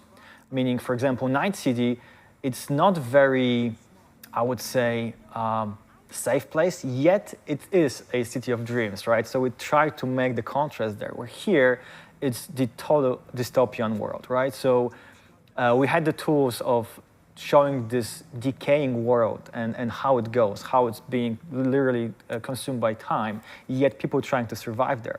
And that gave us a lot of opportunities because Dogtown itself, as you know, it's part of Pacifica. It's the part that before was closed off because of the whole building structures. Right now it's opened, and we had those tools. By those tools, I mean we had this idea of making this very dystopian world, and we used the tools like, sorry, I'm trying to make a proper sentence here, I'm sorry. No worries. The tools like, because for me as an artist, we had the opportunity to make this use of sand and decaying world, and this makes the whole thing consistent, right? However, yet every single part of the district is a little bit different. We have parts of the district where heavily inspired by Las Vegas, and we have casinos there. And some of them are still open. You can have fun there. Some of them are closed. We have parts where you can explore some old spas and hotels, which are very decaying, let's say, overgrown even. We have a part where you can see, which is a glimpse of hope with, we call it container zone, our internal name, let's say. But you can see there people are trying to survive there, and they're trying to build like a hope for themselves in this really hopeless place. So trying to build this contrast there. And there are few flavors that I want to talk about right now. I want you to explore this, but we really try to make, even if this, let's say, very characteristic district itself, still some flavors to it and different flavors. And I think it's going to be very, very, very much fun for everyone to explore and find those flavors and see the different environments for people to try to survive there, because it's not a pretty and safe place to survive and live in.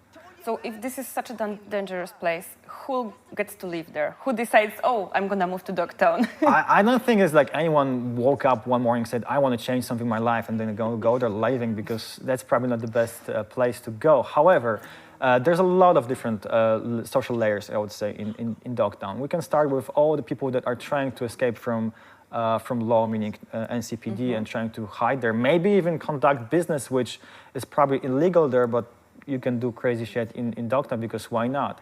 There, of course, are people that maybe got drawn there because other reasons. There are people that are just living there because maybe they were pushed away by, life is life. In Night City, you have to be able to survive. The kind of political situation there is very different than Night City. Like the Precisely, the NCPD's not there. As we said, it was the site of the war, and he was a colonel in the war against the Arasaka, so corpos aren't allowed there. So as Casper was saying, it's a place that some people want to or need to flee to. So it creates quite an eclectic mix and group, and it's also a place where things that are illegal in Night City can be done there. And so it all adds to the texture and the story potential and the side quests and stuff like that we have there as you explore. It also gives us the opportunity to build contrast, because we're always trying to find contrast between layers, visual layers, and social layers.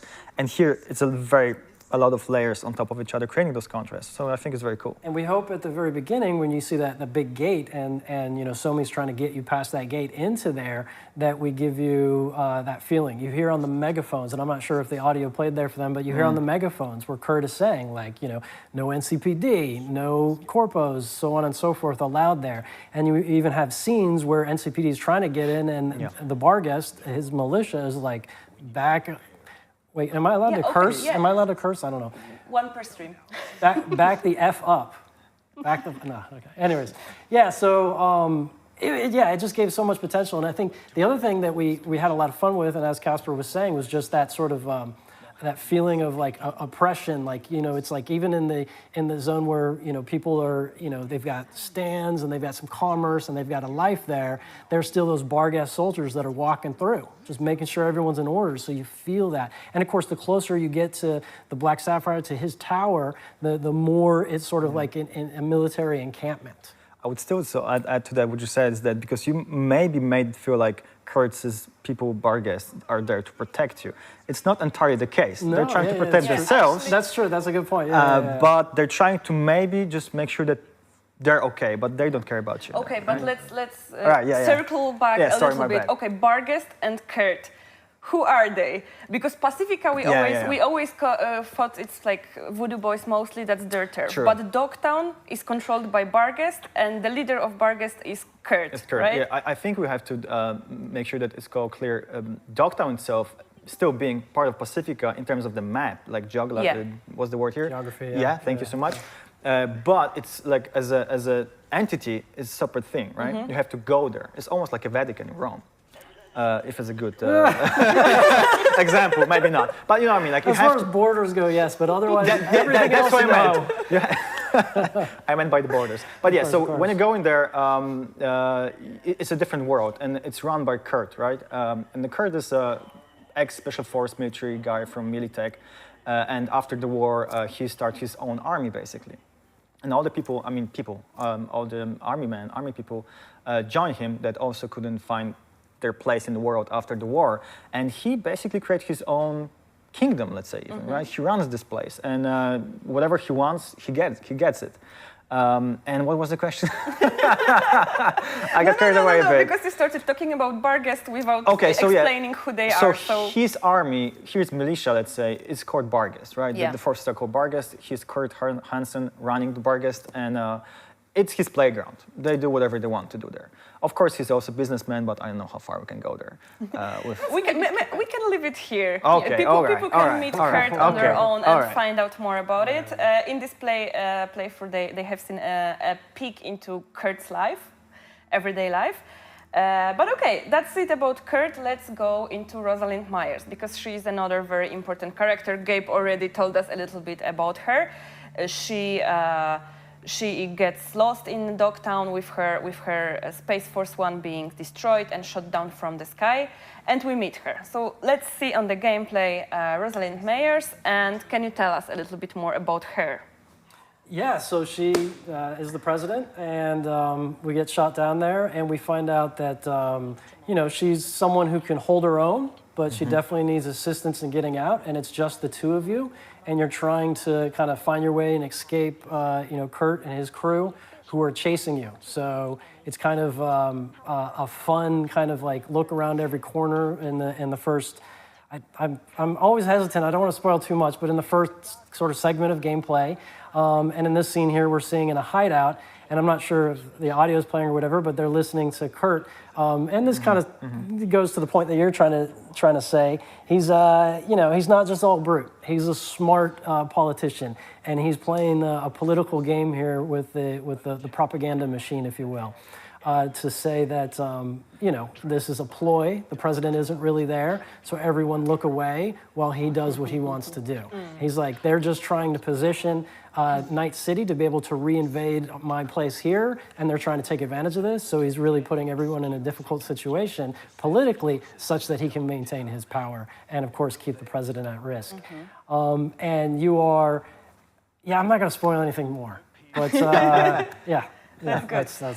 Okay, so let's recap. We get contacted by Songbird to help the president. Kurt is the dangerous guy in here. So how does Solomon Reed fit into the picture? What is he doing in Dogtown? I mean, he's our amazing Idris Elba portrait character. He's amazing. Yeah. So was this for me or for Casper? I don't know how far we can go here. Okay. We can just say who he is. He's a sleeper agent. Yeah, he's a sleeper agent. Yeah. And he's in Dogtown, right? So we meet him, and he's a big part of the story. Yes. He's awesome. I'm really struggling here. I know. I'm with you. I've been asked this before on some other ones, and I hesitate. But he's got a complicated past with Rosalind Myers, Songbird, but he is such a badass agent that was instrumental in the war that was there previously, that they basically have no choice but to kind of call back on him here. And, the kind of drama begins, but at the same time, he's someone who has very much trying in this dark, future, wanting to find purpose in the cause, in Noosa, and that kind of stuff. And so it's complicated, right? Like, that's how we like to set it up. We like to cut out the complicated drama. I mean, the whole, district, Dogtown, everything sounds really complicated and, like, always with kind of two sides of the coin, right? The thing is that I feel like the only thing that we should be not spoiling is that we shouldn't put any perspective. Everyone has their own agenda. I'm sorry. Yeah, for sure. And it's really cool because when you don't know the story, it's really tricky to know how to behave, let's say, in the situation. And I love this. Yeah. And I love this because you're on the edge all the time. Okay. And before we actually move on, we have a question from the Twitch chat. Oh, all right. For you, Kacper. Oh my God. From Prostame. I'm sorry if I pronounced it wrong. How did you approach navigation around Dogtown and the visual clues? Okay, that's a great question. It's a very important question as well, so thank you so much for that. We always try to find any landmarks that will make the player understand navigation points. Even if we would be able to take away the map, the mini-map, you should be able to find yourself and navigate through Dogtown. The thing is that Dogtown itself, you probably saw it from the trailers, it's like a very U-shaped structure. So it's easy to navigate to see whether or not you are looking at the big buildings or other big buildings, which are very different. When you're going to see it, you're going to understand it. But also when you go slightly deeper into smaller environments, we always try to put small cues or buildings or even lights, because lights and shapes, they're the best tool to use for navigation. Going, let's say, even deeper into some parts of the Dogtown, we use things like tools like cables or colors or even things that you can just literally follow to find a path or something. So there's plenty of things that we used across Dogtown, and I really hope it works well, but I'm waiting for the feedback from you guys. You'll be the judges. Yeah, exactly. Okay, guys, so before we wrap up this Dogtown segment, I know that our community had a lot of questions about, can we expect a new apartment for V in this district? Yes. Gabe's like, yes. Simple answer. It's awesome. And it plays it's into the main storyline, so not going to say any more than that, other than yes. Oh, and it's super cool and unique. Yeah. It makes sense. And one more, we have so many amazing characters. So we already talked about Somi, Reed, Kurt, Myers. Are there any new romance options in Phantom Liberty for V? No. No, there's not. Casual no. There's not. And here's the thing: is like we talked about it, and it's like, okay, this situation in this story, again, without spoiling too much, there was never like a moment in which it's like, okay, let's force romance and sex on you. It just didn't want, it was like, it would be exploitive. It didn't go with the rhythm of the story we were trying to tell, and so it's not there. Yeah, absolutely. Yeah, I think V will be busy with something else. Yes. Yeah. All right. Thank you, guys. So to sum up, we have a new district straight in Pacifica. The district is run by Barguest, whose leader is Kurt Hansen. This is basically a city within Night City with their own laws, law enforcement, etc. And in Dogtown, we're gonna meet Kurt Hansen, Rosalind Myers, Solomon Reed, and many, many other characters that we want you to discover for yourself. And now we can go into something that was super highly anticipated by everyone. Yeah, I think like we've what's had that? What is it? Yeah. we've had like millions questions about it. That And, many? Since the release of the game. Already, yeah? So we're gonna talk about the police. Ooh. Yeah. Okay. All right. I know. You guys worked so hard to actually make sure that the police is the police in the city, and I know our community has a lot of questions about how it works. All right. So I think it would be best if we go, from the top to the very bottom. We have like amazing gameplay prepared for that, together with showing some of the car combat in there as well. So yeah, maybe let's just jump right into it. All right, so I see we have this new car. I believe it's a new one, if I remember correctly from the gameplay, and it shoots, so it has to be a new one. Okay, all right. So what, I just start from the top? Can we talk about why can we shoot from Because the it's car? awesome. That's why we can shoot. And right now we've got some mounted guns that is shooting from. And if you go into, So vehicles, all of them, you can use your pistols, your SMGs, and shoot from it. The vehicles, some vehicles have mounted turrets, of which we're demonstrating there, and then some vehicles have missile racks as well. So as far as the vehicle combat goes, those are your options with that. Oh, and there's hacking. You can hack as well from the vehicle and into other vehicles. How awesome does that look? And man, kudos to who recorded this in first person, driving in first person and shooting in first person. But yeah, so, and should I jump into the police system? Yes, because I think we just made them a bit angry. With vehicle combat, I should actually back up for a second. So on the bikes, you can also use melee weapons, which is a lot of fun. And then you can precision shot the gas tanks, which is different on different vehicles as they're different made. So it's one of those fun things that, as you get really good at this, you can really pull off some cool stunts. And you can hit tires with the katana blade, you can shoot tires. And so then the police system, as you get into trouble, one reason or another, you start to gain heat.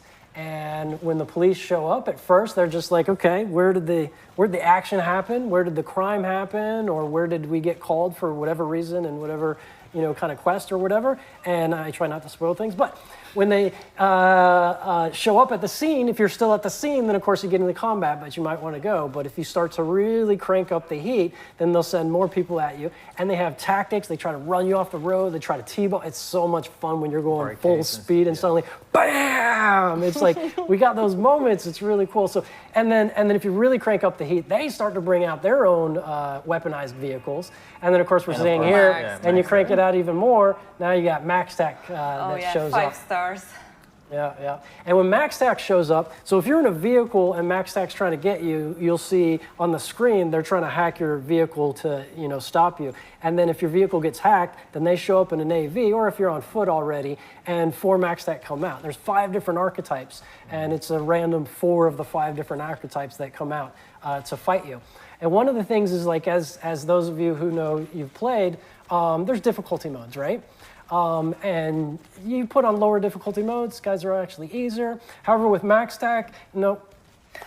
So no, they just have like no, one minimum, level hard. Minimum is hard. Minimum is hard, and there's a minimum level as well. So there is no story mode for maxed out. So the moral is don't do crime. Yeah. Well, yeah, I mean, because the thing is you don't get to this level unless you want it. You really got to push for this level, right, to get it here. And so if you're engaging in that, we want to make sure that max tac is an encounter. Yeah, so what should I go into? I mean, I could talk forever about this stuff. There's just so much. I don't know. I was playing and I was randomly just driving and was trying to get rid of the police. And the more I tried getting rid of them, the more of them were showing up. So I actually reached max tac this way because I just wanted them to leave me alone. Yeah, I just actually wanted to ask, like, what's the, the search loop for the police? Like, can you just, like, I know you can run away from them, but you have to just run and run and run because I manage that. But is it difficult, or at some point they just so there's nobody there, let's drop the search? Yeah. So as far as 1, 2, 3 stars, you maneuver away. It's, I mean, we try to strike the balance of the realism, but also the agency of being like, I'm trying to get out of this. And I'm not sure what's shown in this video, but we show you, like, we expand the radar, we show the circles, and we like to, internally, we call it the Pac-Man game. Because, like, if you've got, like, 2, 3, even 4 stars to some extent, you'll see little circles of their cone of visions or whatever. And you can navigate in the roads and avoid them and that kind of thing or whatnot. And then, of course, if you get on foot, it's a little bit easier to lose them. So you should be familiar with that kind of look there. And then, of course, if you go into quest areas and there's a quest you want to pursue, we tone it down appropriately for the quest as well. Okay. Also, I don't know if we can see that here, but I remember when I was playing and I had police on my ass. I actually had the gang members. Yes, that's my one. I had actually gang members, helping me to fight the police. Is that the case as well? Like for most of the gangs, or I was just lucky. Well, I mean, and I've talked about this in other interviews, but one of the important points is that the player is an agent that does stuff and it affects the world, but we also have other agents in the world, and we've also done a number of different enhancements on that front. You might see like 2 gangs just like chasing each other. You might see cops chasing some gangsters or whatever. It has nothing to do with you. It's happening in the world. The world's alive. Now, you can interfere, and particularly going back to Dogtown, if you see like a caravan doing a weapons transport or whatever, or there's an airdrop or whatever, and Kurt's militias come in to pick it up, you can intercept, and maybe there's some cool loot to be found there or whatnot. But it's the same thing here. Like if you're into it with the police and there's something else going on with the gang, it can be a mix. So they can help out, or not? If you play it right. Yeah. You gotta be careful where your bullets fly. Okay. I actually also wanted to go back to the hit system because we have the stars, but can we actually explain how you can get the stars? Like, so if I shoot someone randomly on the street, do I get already 1 star, 2 stars, or do I actually have to run through like a bunch of people to get like 3 stars? Well, so if you commit any crime, you get a star. Like that, any crime. If you run someone over, if you shoot someone intentionally, you get a star. Now, especially when you get into Dogtown, but also in some other situations, you might get some stars based on quest situations, like things that are happening. And how do you? There's a formula and it's a gradient. So I can't say exactly like, okay, if you killed 3 people, an important point, it varies by district and neighborhood and funding, right? Because part of the cyberpunk world, Night City, and the story, it's socioeconomic. So they care a bit more than others. Always one person, it's a star, it's a crime, but how far do they escalate? Do they send in the big guns? Do they send in max tac? It really depends on the funding in the district. And you also hear different, the police have different comments about what district and how much they care, what they're going to do, and that kind of stuff. We maybe tell a bit more about Dogtown police, like, and Sure. NCPD go there? Police is not allowed there, right? The thing is that there's no NCPD, right? The Bargas are there, and we said like they're trying to keep the district safe, but they're not that much trying to protect you. But still, if you're going to shoot them, they will try to shoot you back. And the same system goes: the more you shoot Bargas, the more you shoot people, the more stars they will have. They have different units. They have different vehicles. Can we talk what's going to happen over 5 stars in Dogtown? Or? Well, it's a little bit of a spoiler. I mean, you already introduced. Let's I not mean, spoil it, it's fine. yeah. Okay, fine. Never mind. At any rate, yeah, there's different units, but yeah. Okay, but I mean, no, in Dogtown, yeah, MaxTac will show up because if there's someone that's at that level and it's cyberpsychosis, like because you're causing that much mayhem, that's essentially what it is. Again, player agency-wise, it's not like we take over your character and then you're doing a cyberpsychosis thing. Then yes, MaxTac will show up in Dogtown, but otherwise it is the Barghest militia. Yeah. All right. Can we defeat MaxTac? I know Sebastian is already someone's killing doing them. Someone's doing great jobs surviving such a long time with MaxTac. So. Yeah. He was trying to show how badass he is. I get it. But no, and the other thing to note is in Badlands, it's Militech. Militech is out there. All right. In the Badlands, as far as the units go, with the heat system. All right. So I think we covered most of the police feature. If you guys have any questions, please drop them on our forums and Discord. So. We will try to clarify anything that's unclear, or if you want to know more during the next stream as well, with maybe the same guest or maybe with someone else. We actually have a cool question from our Twitch chat. So we can run from the police, we can fight with the police, but can we bribe them? No, we don't have a bribing. Took a second there. Yeah. Sorry, I was just watching. I wanted to see what he did. He did quick, which was really fun because when you do the slam, it does physics on vehicles, and you get some nice. But that's props for him for really surviving such a long time. MaxTac. All right, what's the next question? Okay, so we have a question in general about Phantom Liberty. Does the story take us out of Dogtown at all? Yeah, a bit. Yeah, a bit. Yeah, exactly. So you're not gonna spoil. Yeah, exactly. Yeah. So there are parts that you're gonna explore new places in Night City itself, but the majority of the thing is Dogtown. That's enough. I think that's enough for people to know. Right. And another one: will Dogtown be accessible outside of Phantom Liberty? So no, to be able to have the full experience of Dogtown, you have to get Phantom Liberty.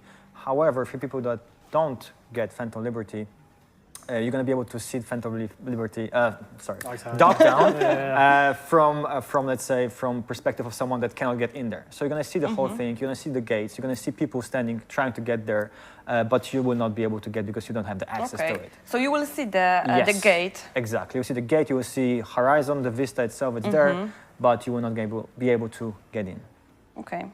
So now I love it. Sorry to interrupt. Yeah, he's trying to they're shooting past him with the mounted weapons, and he's trying to outmaneuver. This is fun. And he's got you see the bar there, the hack. They're trying to hack, and they disabled his car now. And he's trying to run from the with from the my next favorite TV. weapon here. Look at that. The bat. All right, what's the next one? What's the next question? Oh, you like the questions? Well, I mean, I don't know. What's the next part in the script? Like, where do we go? I mean, we're gonna go. If you want to talk a little bit more about the car combat, this is perfect place as well. I can just talk about this from the perspective of the player. Okay. Right, which is when I remember you told me at some point like we're gonna get there. I was like, okay, fine, but I had no idea how fun it's gonna be, because it's really really fun. And from one point of view, being fun is that it also gives so much more fun factor to the whole thing. Right, you can just take your car and even grab havoc over Night City itself.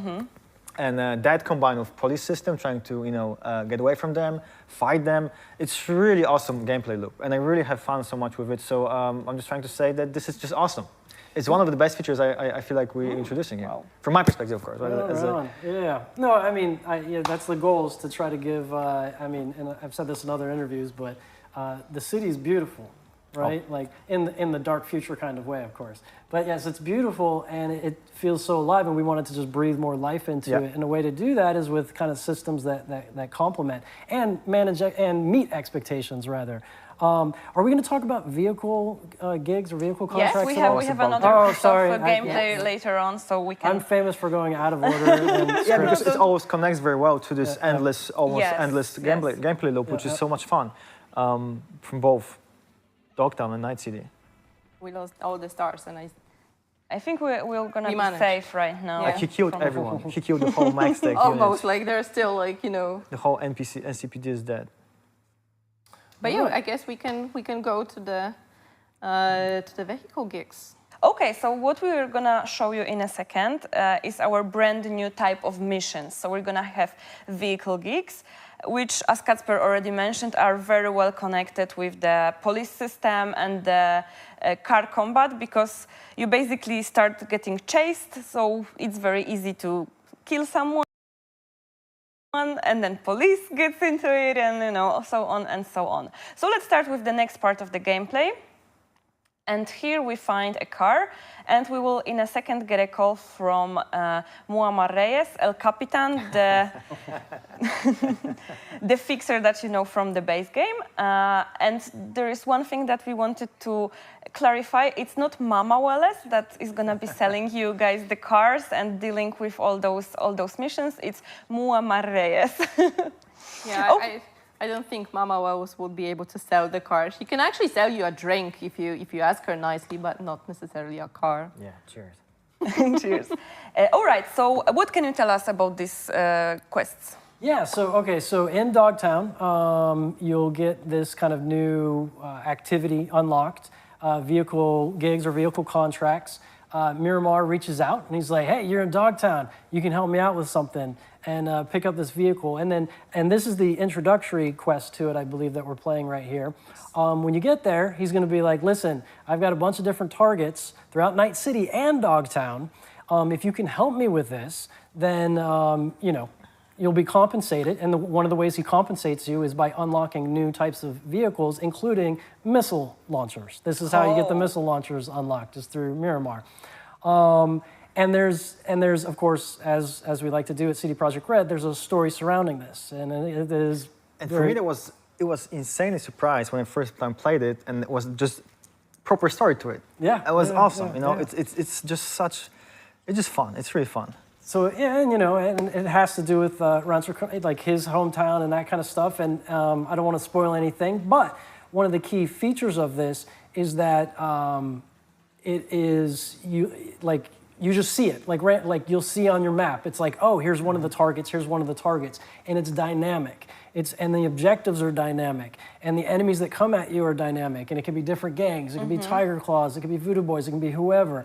And some of the activities are actually hacking another vehicle and getting it. So you've got to ghost a vehicle and be sneaky stealth, right? Some are just all out combat. Some are about you got to get to a place in time. So it's a very, and it's different locations. It's all what's the word I'm looking for? I hesitate to use this, dynamic. I keep using it, but it's like it is dynamic. It's all over. It's all over the place. But again, you unlock it in Dogtown with Phantom Liberty, but you'll see it throughout Night City at that point. But it won't be in the base game. It's just the Phantom Liberty. This is one of the things in Phantom Liberty. Yeah. Okay, so you mentioned that we can actually unlock some cars with weapons, vehicles with weapons through that quest. But we had people asking us whether they can actually add weapons onto the cars that they already have. No, it's preset. Though there are some vehicles in the base game that you already purchased or you already got, and we did add weapons to it because it was kind of supposed to be there. So yeah, there's some of that. Okay, cool.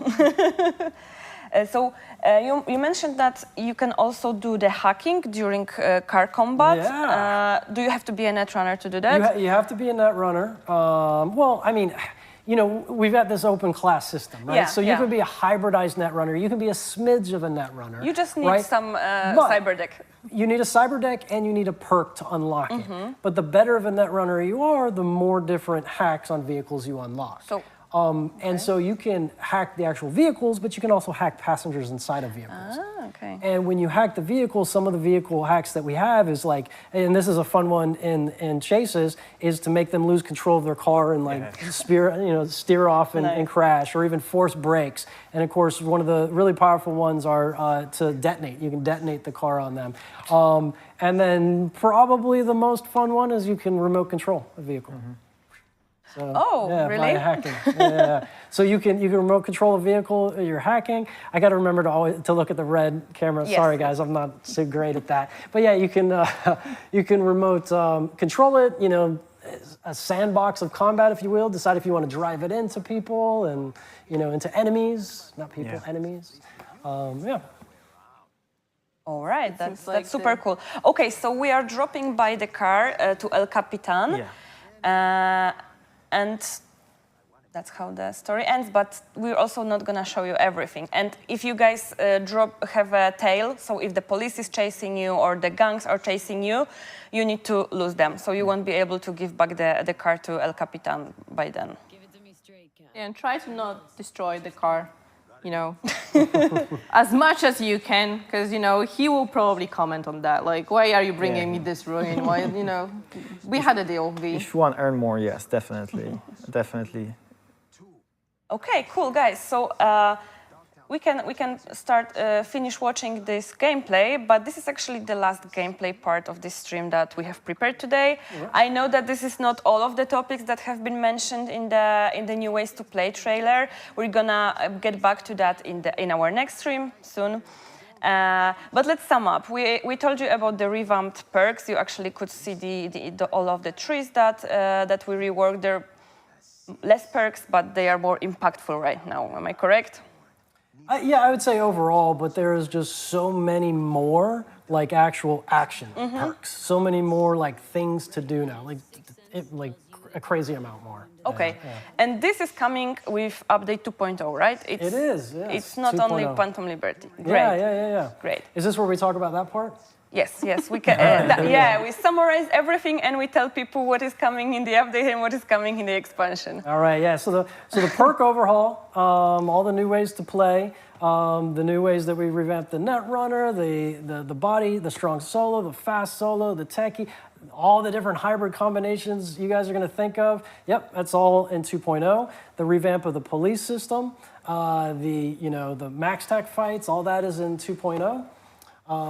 Then we have the relic skill tree that obviously Phantom Liberty, Dogtown District, also Phantom Liberty, Reed, Solomon Reed, Songbird, Myers, Kurt, Barghest, also Phantom Liberty. Car combat. Will we see some That's car 2.0, combat? Yeah. Okay. Car combat's 2.0. I mean, you know, because it's like it'd be weird, like, oh, you can only draw your gun. No, it's the whole game. But the car geeks are gonna be Phantom Liberty. They are, yes. Yeah, okay. Cool. So I guess these are all the things that we mentioned. Yeah. And please keep in mind that the Phantom Liberty expansion is coming on September 26th on PlayStation 5, Xbox Series S and X, as well as PC.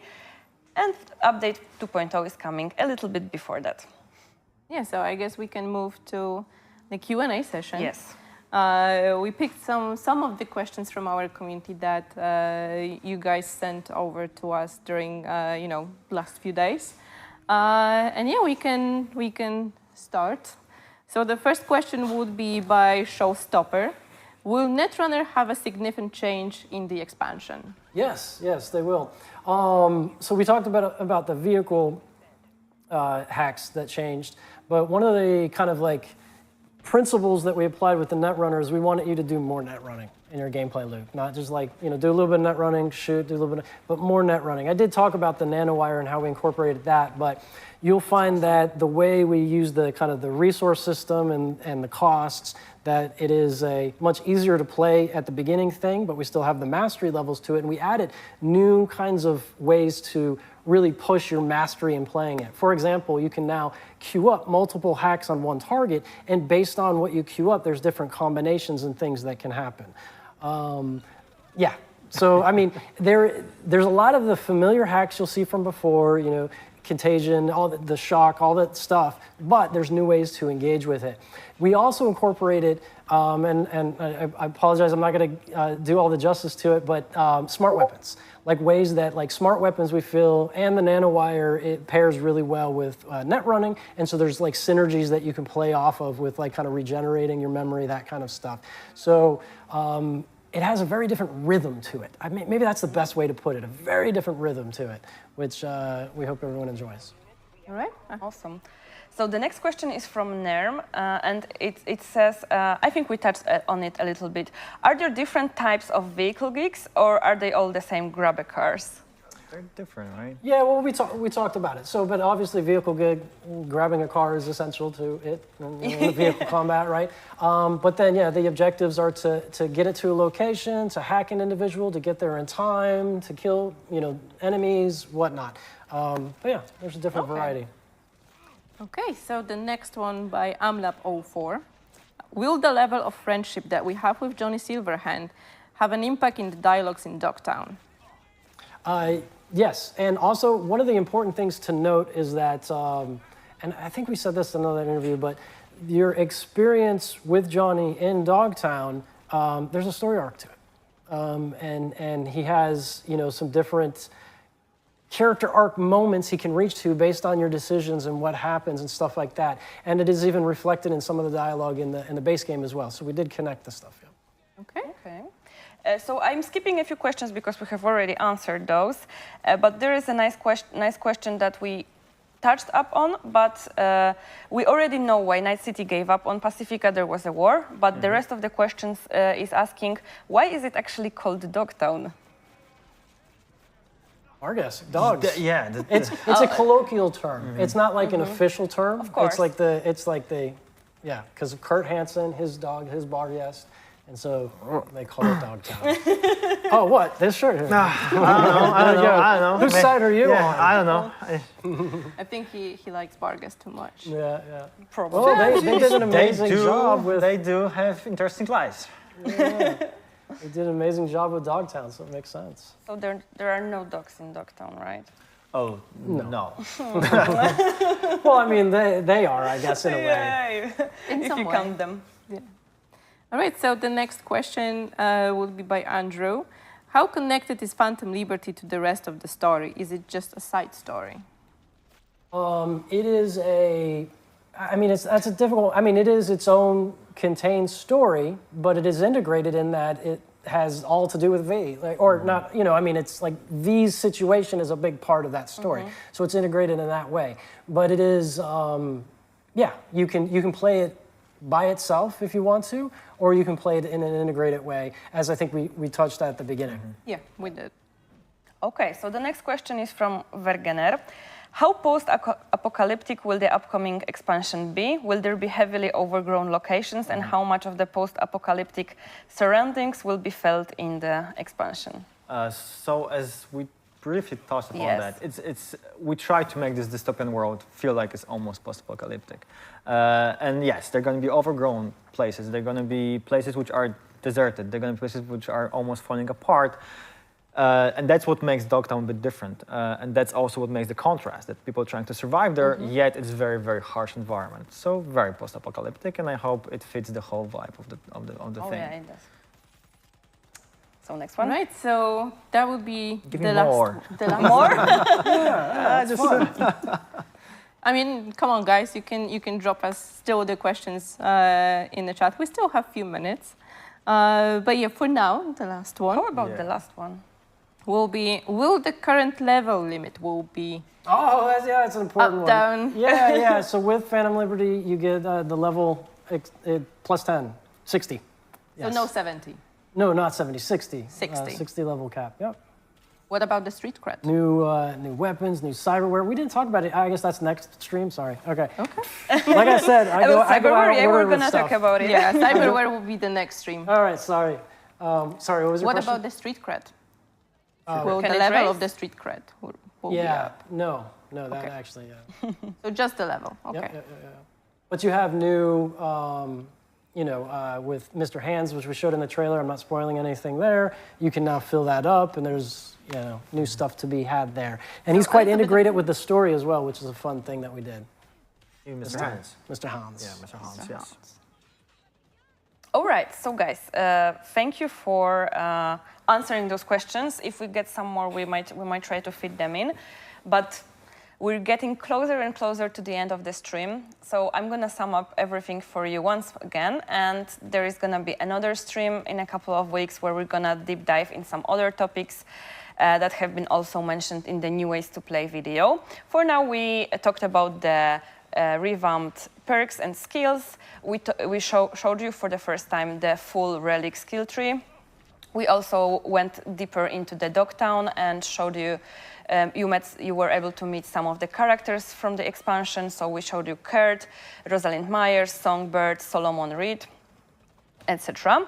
Then we also talked about the upgraded police system, which is completely crazy right now. You can actually see that on the screen right now, how crazy that is. And we also discussed the brand new type of missions for you, which is vehicle geeks, as well as all of the loop with car chases and vehicular combat. There will be more stuff that we will discuss next time, but for now that's it. Yeah, and briefly what Alicia mentioned, in the next stream, in a few weeks, we'll be talking about the cyberware changes, the armor changes, UI, combat changes, and we will try to address a lot more questions from you guys. If you have anything specific that you would like to know and we didn't cover it today about Phantom Liberty or 2.0, as always, leave them during the stream on Twitch chat and on our forum and Discord channels.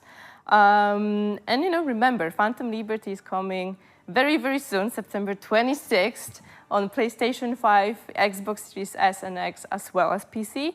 And the patch 2.0 will also come to those platforms a few days, weeks, who knows, earlier. So it will be a bit before. Important thing, update 2.0 is not coming to last-gen consoles, so PlayStation 4 and Xbox One. And you can also play Phantom Liberty on GeForce Now.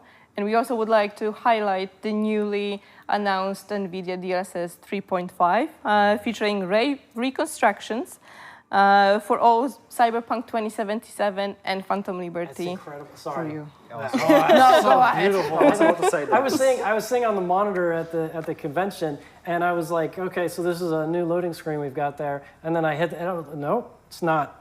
It was actually the game. It just looked like a flash. Yeah, I was lucky technology. Kuba, who's working with NVIDIA, because he's next to my desk. He's always like, "Come over, look at this." I'm like, "It's a movie. What you showing me next?" No, it's our game. I'm like, Jesus, it's incredible. Unbelievable. Yeah. When we saw the update, I was like, you have to check this out. Really. I'm worthless right now.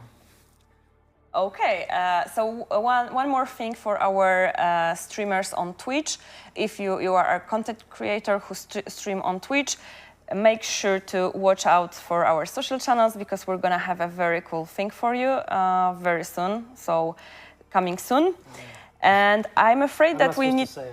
No. I'm afraid that we need to finish, but do you have any last words for our players, for our community?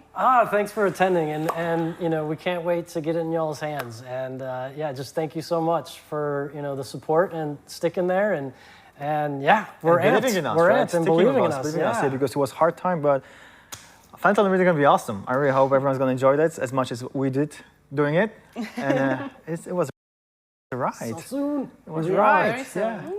Awesome. Thank you, Kacper. Thank you, Gabe, for joining us.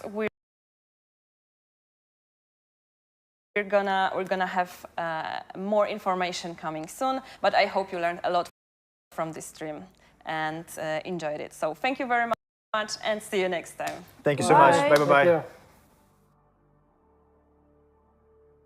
Ja, und das war es, Leute. Wir haben uns den Stream reingezogen und es gab noch so einige Infos. Oh. So, okay, also.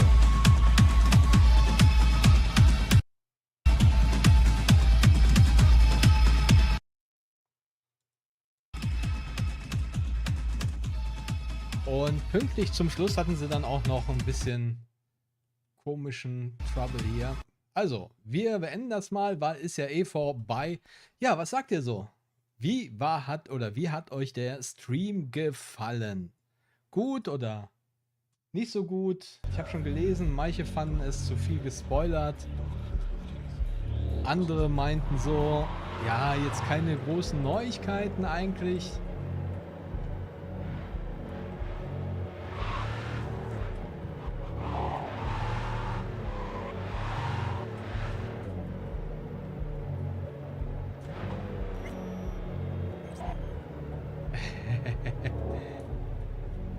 Also ich muss sagen, der Stream, der war jetzt eigentlich schon so wie erwartet. Einige Sachen sind klarer geworden, andere Sachen haben sie ganz bewusst im Dunkeln gelassen.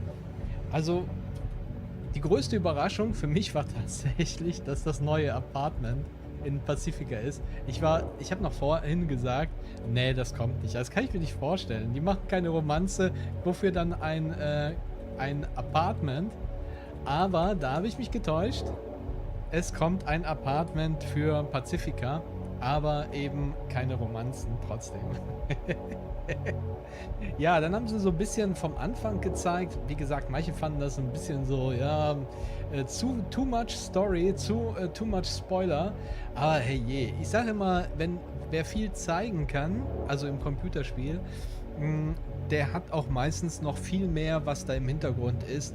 Also das ist meistens ein gutes Zeichen, bevor man so nur 2 Szenen zeigt und das schon darauf schließen lässt, dass da viel mehr im Spiel auch nicht enthalten ist. Also das finde ich jetzt nicht so schlimm und am Ende wissen wir ja gar nichts über die Story. Ja? Wir haben ein bisschen Songbird jetzt ein bisschen kennengelernt und so ein bisschen ein Gefühl bekommen und auch, dass wir da offensichtlich in Rückblenden springen können, wenn ich das richtig verstanden habe. Ich bin recht leise, sagst du? Vielleicht ist das, weil ich das Spiel zu laut habe. Okay. Ich habe ein bisschen lauter gemacht. Also, ich bin jetzt laut, also sollte jetzt auf jeden Fall lauter sein. Ja, also, wie gesagt, Update ist nicht kommuniziert worden, also es ist nicht kommuniziert worden, ein konkreter Termin. Es gibt halt einfach nur, es kommt ein bisschen vor dem Release. Ja, da jetzt ja noch ein Red Stream offenbar ansteht und das, da sagten die, also die Formulierung war so in den nächsten Wochen, also naja, wir haben jetzt genau 4 Wochen bis zum Release. Ja. Also wenn die jetzt in 2 Wochen den Stream machen, das ist das Minimum von Mehrzahl von Wochen, ja, dann, ja, dann haben wir schon quasi fast Mitte September und ja, wahrscheinlich wird auch so herum das Update kommen. Also nach dem nächsten Stream, Red Stream, da wird es wahrscheinlich dann wieder so in den Standard hineinlaufen. Dann werden sie wahrscheinlich hingehen und nach dem nächsten Red Stream dann auch das Update publishen. Und also halt, also ich würde jetzt mal so sagen, irgendwas zwischen dem 10. und 15., ohne dass ich jetzt noch im Kalender gucke und weiß, was das jetzt da überhaupt ist. Also in der Woche da, 10. bis 15. September, wird es wahrscheinlich irgendwie so langsam mit dem Update losgehen. Damit stimmt die Info, dass halt das Update definitiv vor der Erweiterung kommt, aber naja, so viel weit voraus ist das nicht. Also offensichtlich ist sich CD Projekt Red hier ziemlich sicher, dass sie mit dem Update nicht so sehr vermurksen. Naja, wollen wir schauen, wie es dann wird. Ich glaube nicht, dass sie großes Risiko eingehen, also ich kann mir vorstellen, dass sie das schon ganz gut getestet haben. Ja, ansonsten weitere Informationen, die ganz wichtig war, ist mit dem maximalen Level statt 70. Also es war das, was kommuniziert wurde von jemandem, der die Demo gespielt hat. Jetzt muss man denjenigen auch in Schutz nehmen. Also weil einer gerade schrieb so, ja 70 und 60, also muss man doch den Unterschied raffen. Die haben ja selbst nicht in dieser Levelklasse gespielt. Also die haben halt ihre Chars, ihre DLC-Chars bekommen um Level 25 oder so herum und das war's. Die Informationen, die so wegen Level und so weiter sind, das sind alles Infos, die von den Devs bekommen haben. Ja, und dann ist natürlich immer so eine Sache. Hat man das falsch verstanden? Na, nicht alle sind Native Speaker. Na, da treffen sich Polen, Deutsche, Amis. Also da kann natürlich schon mal auch ein Missverständnis entstehen. Insofern, ach, Schwamm drüber. Aber es ist 60 und diese Level 60, sagen wir so ein bisschen, das ist für NG Plus, es sieht düster aus. Also ich weiß nicht.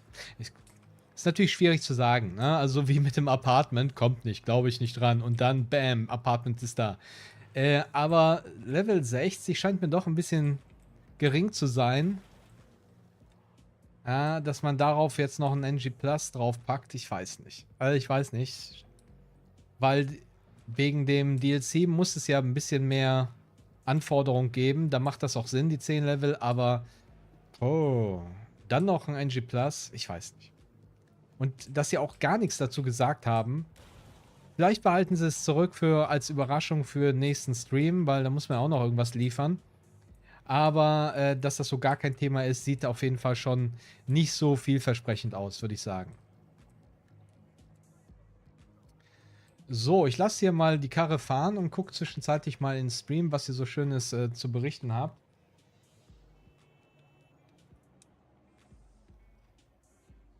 Muss man ja ein bisschen hochscrollen.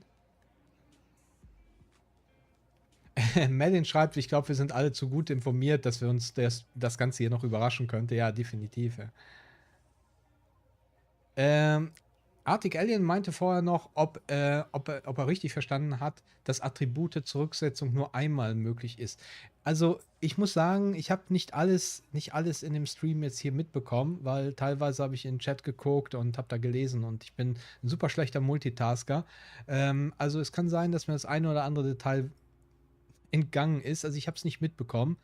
Und ich kann das auch nicht sagen, weil letztendlich ja, es soll eine Attributzurücksetzung sein, aber es sagt ja jetzt nicht aus, ob es einmalig ist oder mehrmals. Könnte sein, dass das halt eine einmalige Sache ist. Ne? Aber warum? Ja, warum sollte man das nur einmalig machen? Weiß ich nicht. Gucken wir mal weiter. Hoffentlich sind die NPCs etwas klüger und laufen nicht vors Auto. Also die ganze KI, die wir gesehen haben in dem Gameplay, also das ist jetzt kein Hexenwerk. Ne? Also es ist jetzt nicht so, dass die das ganze KI-System auf Next over Next Level gesetzt haben. Man merkt hier noch dass das KI-System halt, ja, es ist aufpoliert worden, sagen wir es mal so. Aber es ist jetzt nicht total das hyper geniale, keine Ahnung was. Ja? Es ist aufpoliert worden. Also so sieht es jedenfalls bisher aus, weil gab es auch manchmal komische Situationen, wie die sich verhalten haben, auch aufploppen und einfach aus dem Nichts spawnen und so. Also da muss man mal gucken. Aber, wie es Arctic Alien jetzt ja auch schreibt, ich denke, da kommt ein Brett auf uns zu. Finde aber Level 70 Cap etwas wenig und wie ich es verstanden habe, kann man nur einmal mit Attribute zurücksetzen. Ja, wie gesagt, wenn die das so gesagt, das habe ich dann nicht richtig mitbekommen. Muss ich mir gleich nochmal an, beziehungsweise gleich, ich bin gleich erstmal weg. Das ist auch das, was ich vorhin sagte. Ich habe das so, den Stream hier so reingequetscht, damit das hier alles klappt. Ich bin nämlich gleich nochmal los, deshalb endet hier auch gleich der Stream. Und wenn ich dann wiederkomme, dann werde ich mir das Ganze nochmal kurz anschauen und dann kommt das, also die Zusammenfassung als Video auf den Kanal, dann Cyberpunk 20XX, dann eben, wo ihr dann nochmal nachschauen könnt, was es alles so an Infos gab und so weiter und so im Vergleich zu dem, was wir bisher hatten und so weiter und so fort. Ja, aber da werde ich mich dann auch nochmal mir die ganzen Infos hier ganz in Ruhe nochmal durchschauen, ohne dabei Chat zu lesen.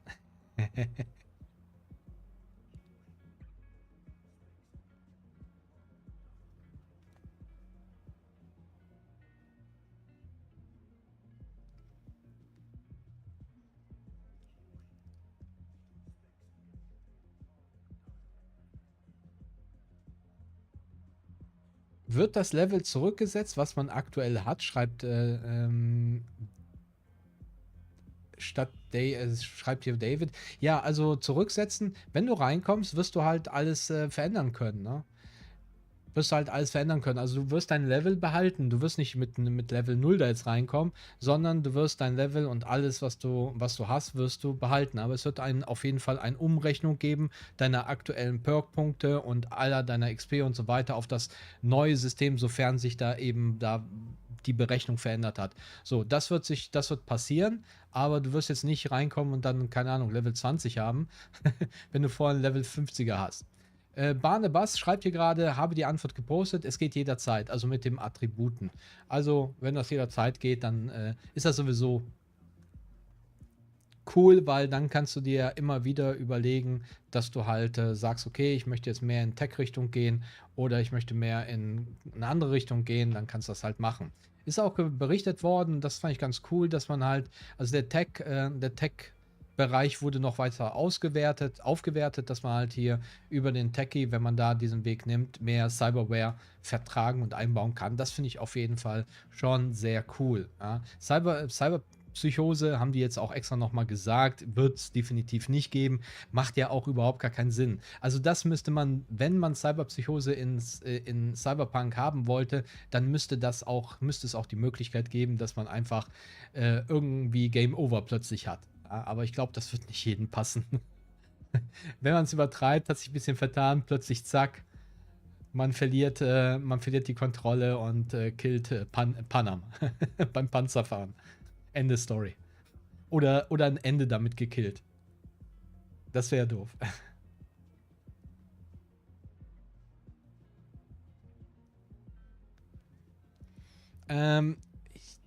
Black Neo fragt, wurde gesagt, wann DLSS 3.5 Update kommt. Ich weiß nicht, habt ihr auch so Probleme, DLSS zu sagen? Ich weiß nicht. Ich glaube, ich bin da ein bisschen aua. Naja, egal. Auf jeden Fall, wann das kommt. Ja, wann wird es kommen? Es soll mit Phantom Liberty auf jeden Fall da sein. Ja, ich schätze mal weil es so kurzfristig ist zwischen Update, also generell ein Update 2.0 und eben Phantom Liberty Release, da dürften ja nur wenige Tage beziehungsweise maximal, keine Ahnung, 1-2 Wochen liegen, wird es wahrscheinlich damit schon kommen. Also ich glaube jetzt nicht, dass die jetzt extra noch mit der Tech warten bis zur Erweiterung.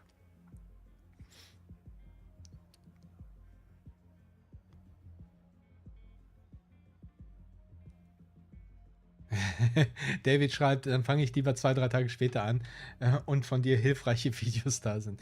Ja, also ich freue mich natürlich schon also allein beim Gucken von dem Stream hier hatte ich direkt 10 Ideen, welche Videos ich da machen werde. Das ist so komplett Creator-Krankheit. Man guckt einfach nur noch so Informationen in Videostärke. So, cool, da kann ich ein Video drüber machen, wo man die ganzen Kisten findet und so. Also die Militech-Tag und so. Ne, weil das haben wir ja auch gelernt. Also Militech-Tag ist halt das Zeug, was wir brauchen, um halt unseren Relic-Skill da aufzupushen. Und diese Dinger werden halt ohne Marker und ohne irgendwie zusätzliche Informationen einfach in der Kiste, also in der Gegend rum verteilt, in Dogtown natürlich, und dort kannst du dann suchen nach dem Zeug. Ja, und da könnt ihr dreimal raten, wer da suchen wird und wer dazu ein Video machen wird, wo man zuverlässig die Dinger dann finden wird. Ja, also, das ist schon mal sehr cool und ich finde, also, wie gesagt, ich finde es ja sehr geil. Ich finde es ja super geil, wenn... Eieieiei. Habt ihr den Sprung gesehen? Also, das war ja jetzt Cold Seavers mäßig. Ja, also, Paarphysik. Pur. Das habe ich mich komplett aus dem Konzept gebracht, nur wegen diesem Mega-Stunt hier. Total geil. Naja, auf jeden Fall, das wird auch sehr cool werden, dass man halt eben nicht alles, nicht alles zeigt. Ich hatte heute ein Starfield-Video gemacht und da hatte ich genau über dieses Thema gesprochen, dass halt auch Starfield hingeht und nicht den Spieler mit auf alles aufmerksam macht, nicht alles Marker, nicht alles gelb anstreichen, keinen Charakter, der einem ständig sagt, hier, du musst da lang, ach, hast du schon mal überlegt, du musst das machen und so, also der einen quasi den Spieler spoilert und keine Zeit lässt zum Selbstdenken. Und da finde ich es gut, dass Cyberpunk hier das Gleiche gemacht wird, dass man hier wieder Sachen hat, die man einfach mal entdecken muss, ja, so. Ist zwar im Vergleich nur eine Kleinigkeit, aber da kann ja noch eine Menge kommen. Ja? Also finde ich cool. Finde ich sehr cool. Gefällt mir super geil. Ja, und dann natürlich auch die Richtung, also war uns auch schon klar, das ganze Polizeisystem ist halt nicht nur auf NCPD begrenzt, sondern wurde ausgerollt auf generell auf 3, ich sag jetzt mal 3 Sicherheitsorganisationstypen. Da haben wir die Barges, die halt für Dogtowns zuständig sind. Also NCPD wird, wie bereits vermutet und auch schon angedeutet wurde, nicht in Dogtown Verantwortung haben. Die haben da gar nichts zu sagen. Wenn man dort Schitte baut, dann wird man von den Barges zur Rechenschaft gezogen und die werden dann auftauchen und dann eben auch, genauso wie dieses ganze Fahndungssystem, wird das dann eben transportiert auf die Barges. Und in den Badlands auch interessant fand ich, weil bisher ist es ja so, dass die NCPD da auftaucht in den Badlands, was kompletter Schmökes ist. Warum sollten die NCPD überhaupt in Badlands auftauchen? Das wird auch gefixt, ja, weil das ist sinnlos. Stattdessen wird dort dann Militech auftauchen. Also wir werden halt in den Badlands Militech haben, in Dogtown wird es Barges sein und im Großraum Night City wird es Eieiei. In Großraum Night City wird es dann NCPD sein, inklusive Max-Tag. Und die anderen Einheiten werden wahrscheinlich ähnliche Stufen drin haben. Interessant fand ich auch, dass die gesagt haben, dass halt das Ganze auch noch von den Bezirken abhängt. Also ich sag mal so in Northside, wo Industriegebiet ist, wo es keinen juckt, wird wahrscheinlich die Stufen werden nicht so schnell laufen und da, wo es hier interessanter ist, hier keine Ahnung, Downtown oder sowas, da wo die reichen Säcke auch unterwegs sind, da wird dann, oder hier Corpo Plaza, da wird definitiv dann die Polizei schneller reagieren und auftauchen und das macht auf jeden Fall auch komplett Sinn und finde ich auch sehr geil. Ja, mach mal hier, Guy Fawkes. Guy Fawkes. Mach da mal hier mit Fahren und Chatten und Reden. Reden geht ja noch. Aber okay, Leute, das war's für heute. Etwas after Stream Chat, aber ich muss mich leider jetzt schon verabschieden, denn für mich geht's nämlich gleich noch schnell raus aus der Bude. Hab noch etwas zu erledigen und dann schnell wieder zurück, schnell Material sichten, Skript schreiben, Video machen und heute Abend, beziehungsweise mal gucken, wie schnell ich es schaffe, alles zusammenzuschreiben, wird es dann eben das Video geben und wenn ihr darauf Bock habt, dann haltet ein Auge auf Cyberpunk 20XX, den Kanal offen. Da kommt noch was.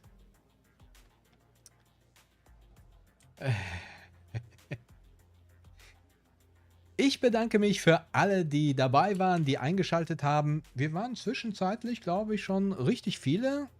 Hat sich dann nochmal verdoppelt, die Anzahl der Leute, die reingeschaut haben. Fand ich richtig cool. Nach dem Stream hat sich das dann auch nochmal reduziert, so flop alle weg. Aber 388 Zuschauer sind immer noch dabei und lauschen meinen Worten. Und das freut mich natürlich richtig. Tschums, ich wünsche euch was. Macht's gut und eine gute Zeit. Und ja, vielleicht bis später, wenn ihr in mein Video reinschaut. Also, bis dann.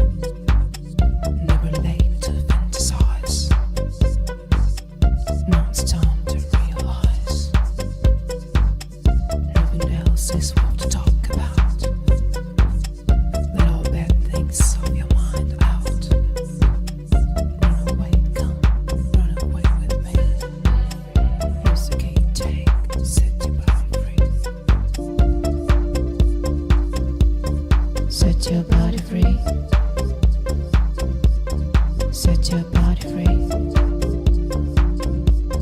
Set your